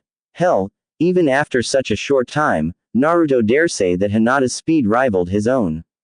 Not Sasuke's though. Sasuke had always been the fastest of the two of them, and it showed. Alright, I'd say that's enough, Kakashi announced once the two genin froze, Sasuke's Chikudo an inch away from Hinata's face. Both of them were panting softly, sweat on their faces as their respective dujutsu deactivated. Kakashi glanced at Naruto. Oh, welcome back, Naruto. How was your meeting with the Hokage? It was good, Naruto said, nodding slowly. Found out that my mom and dad died saving my life, and that my dad sealed the Kyuubi into my gut. Hinata's eyes widened at hearing that, while Sasuke's eyes narrowed slightly. The seal on your stomach, the Uchiha stated in realization. It seems one of our theories was right. Yeah, it's a relief, though. The people hate me for the Kyuubi, and not for something like my personality or my name, or anything like that, Naruto said, a small smile on his face. He glanced at Hinata. You don't seem very surprised. I have heard whispers about you, Hinata said softly. I have heard people whisper Kyuubi when talking about you. I never really knew what they meant by that, but now I do. I'm glad to see you're all so mature about this, Kakashi said, smiling brightly at them all. I had honestly expected a more violent reaction from at least you, Naruto. It was a shocker, but it was no hermaphrodite dad revelation, Naruto said with a shrug. Alright, I'm going to talk to you about some things, Kakashi said, gesturing for Sasuke and Hinata to come closer. It's partially about your training, and partially about something I think you will find even more interesting. Well, are you going to tell us, or keep us in suspense? Sasuke asked as he crossed his arms, which made Kakashi smile. I was thinking of making you beg to hear about it, but I guess you guys wouldn't do that. Alright, first of all, the training. I would have wanted to do some 1-1-1 training with each of you, but things have come up. Hinata, I talked to Hiashi-sama about your progress. He expressed great disbelief, but wants you to come home for a spar with your sister. Hinata's eyes widened at the opportunity to show her father how strong she had gotten. Sasuke, you will be training with me. We'll be doing some one-on-one, because I'm sure you couldn't help but copy my Reikiri when you saw it. Sasuke huffed and looked away, his way to show that he was a bit embarrassed at getting caught. In Naruto, Jiraiya-sama of the legendary Sannin has sent word that he will be coming to the village soon to oversee your training. Seems like we'll all be powerhouses once our training is complete, Sasuke asked, smirking, which made Naruto scoff in amusement. I'm already a powerhouse. It is true that at present, Naruto is probably the one who has the most power and stamina, Kakashi said, nodding.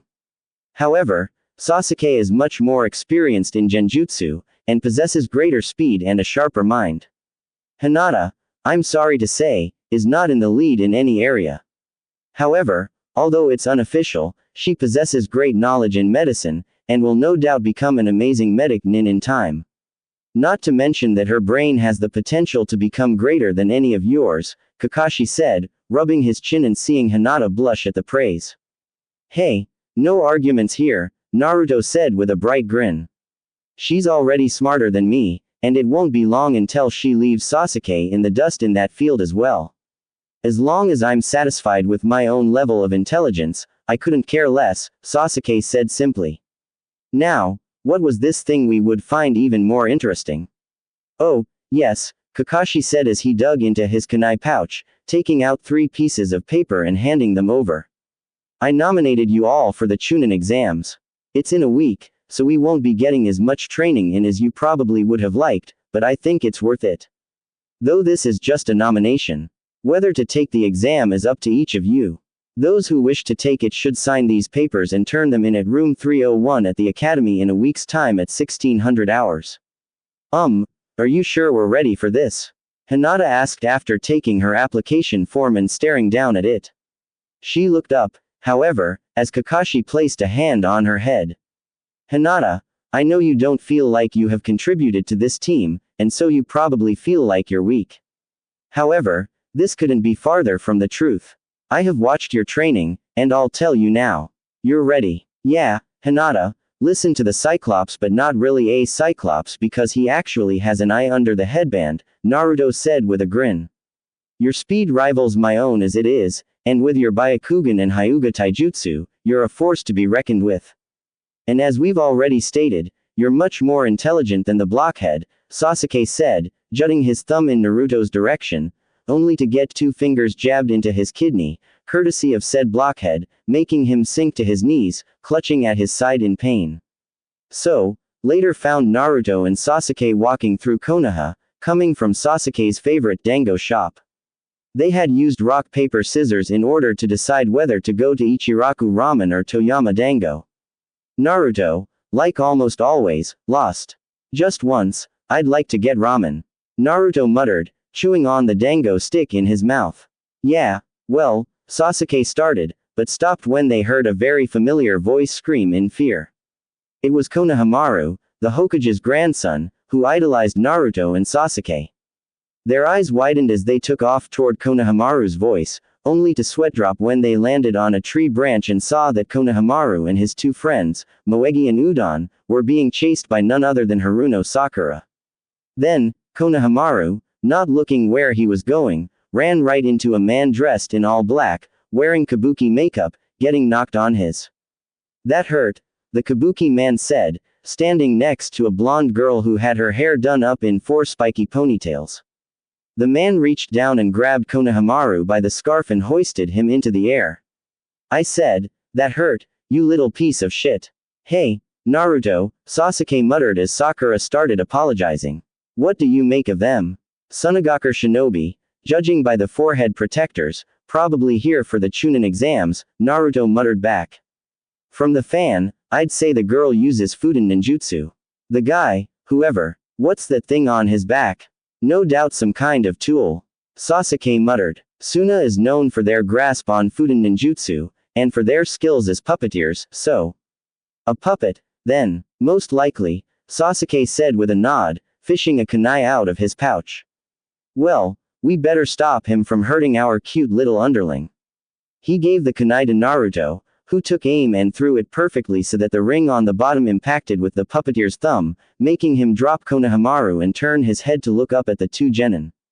Hey now, Naruto said, crossing his arms as he sat down on the branch, just because the Chunin exam has allowed you to enter our village, that doesn't mean you can just go around beating up our kids.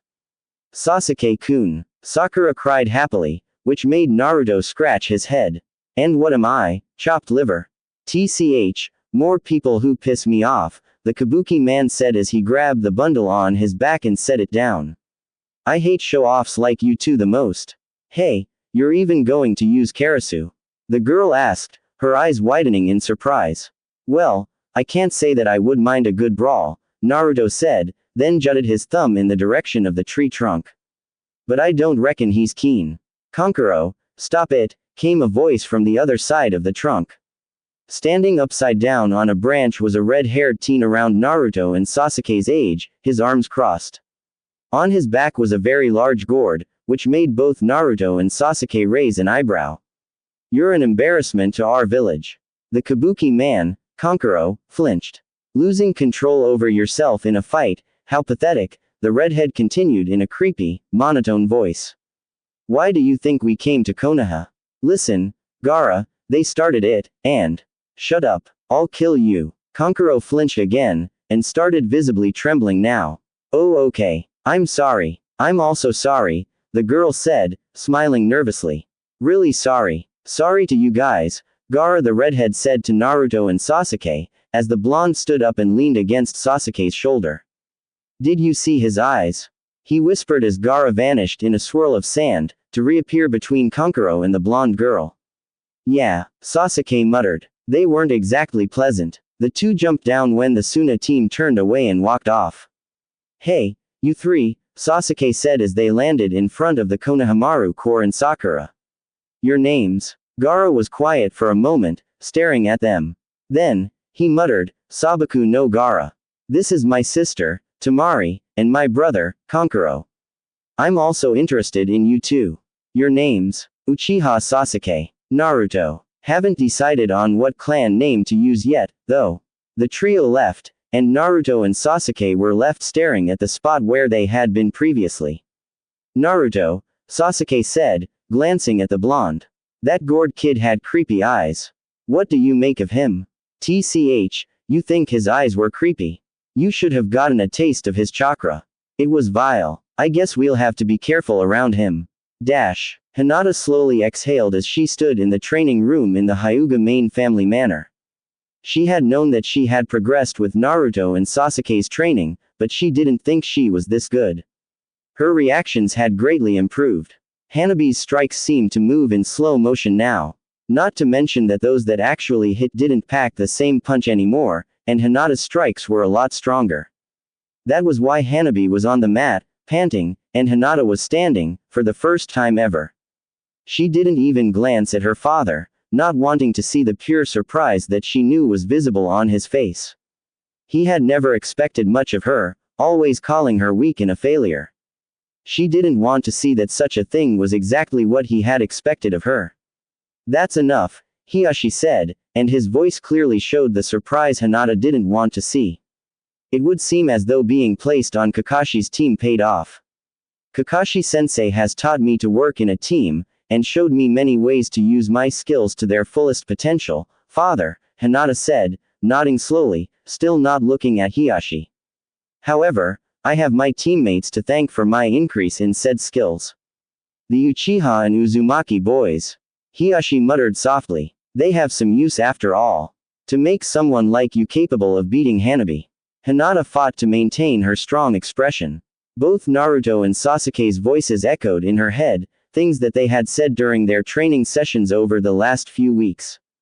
Oi, Hinata, don't be so meek all the time. You gotta show guts and energy, or no one will take you seriously. Stand up for yourself. Your weakness is your lack of self-confidence, that's all. Guts. Say it with me, come on, guts. A smile slowly appeared on Hinata's face, and she turned to look at her father, who looked surprised at the confidence shining in her eyes. Just watch, father. I'll just become stronger and stronger.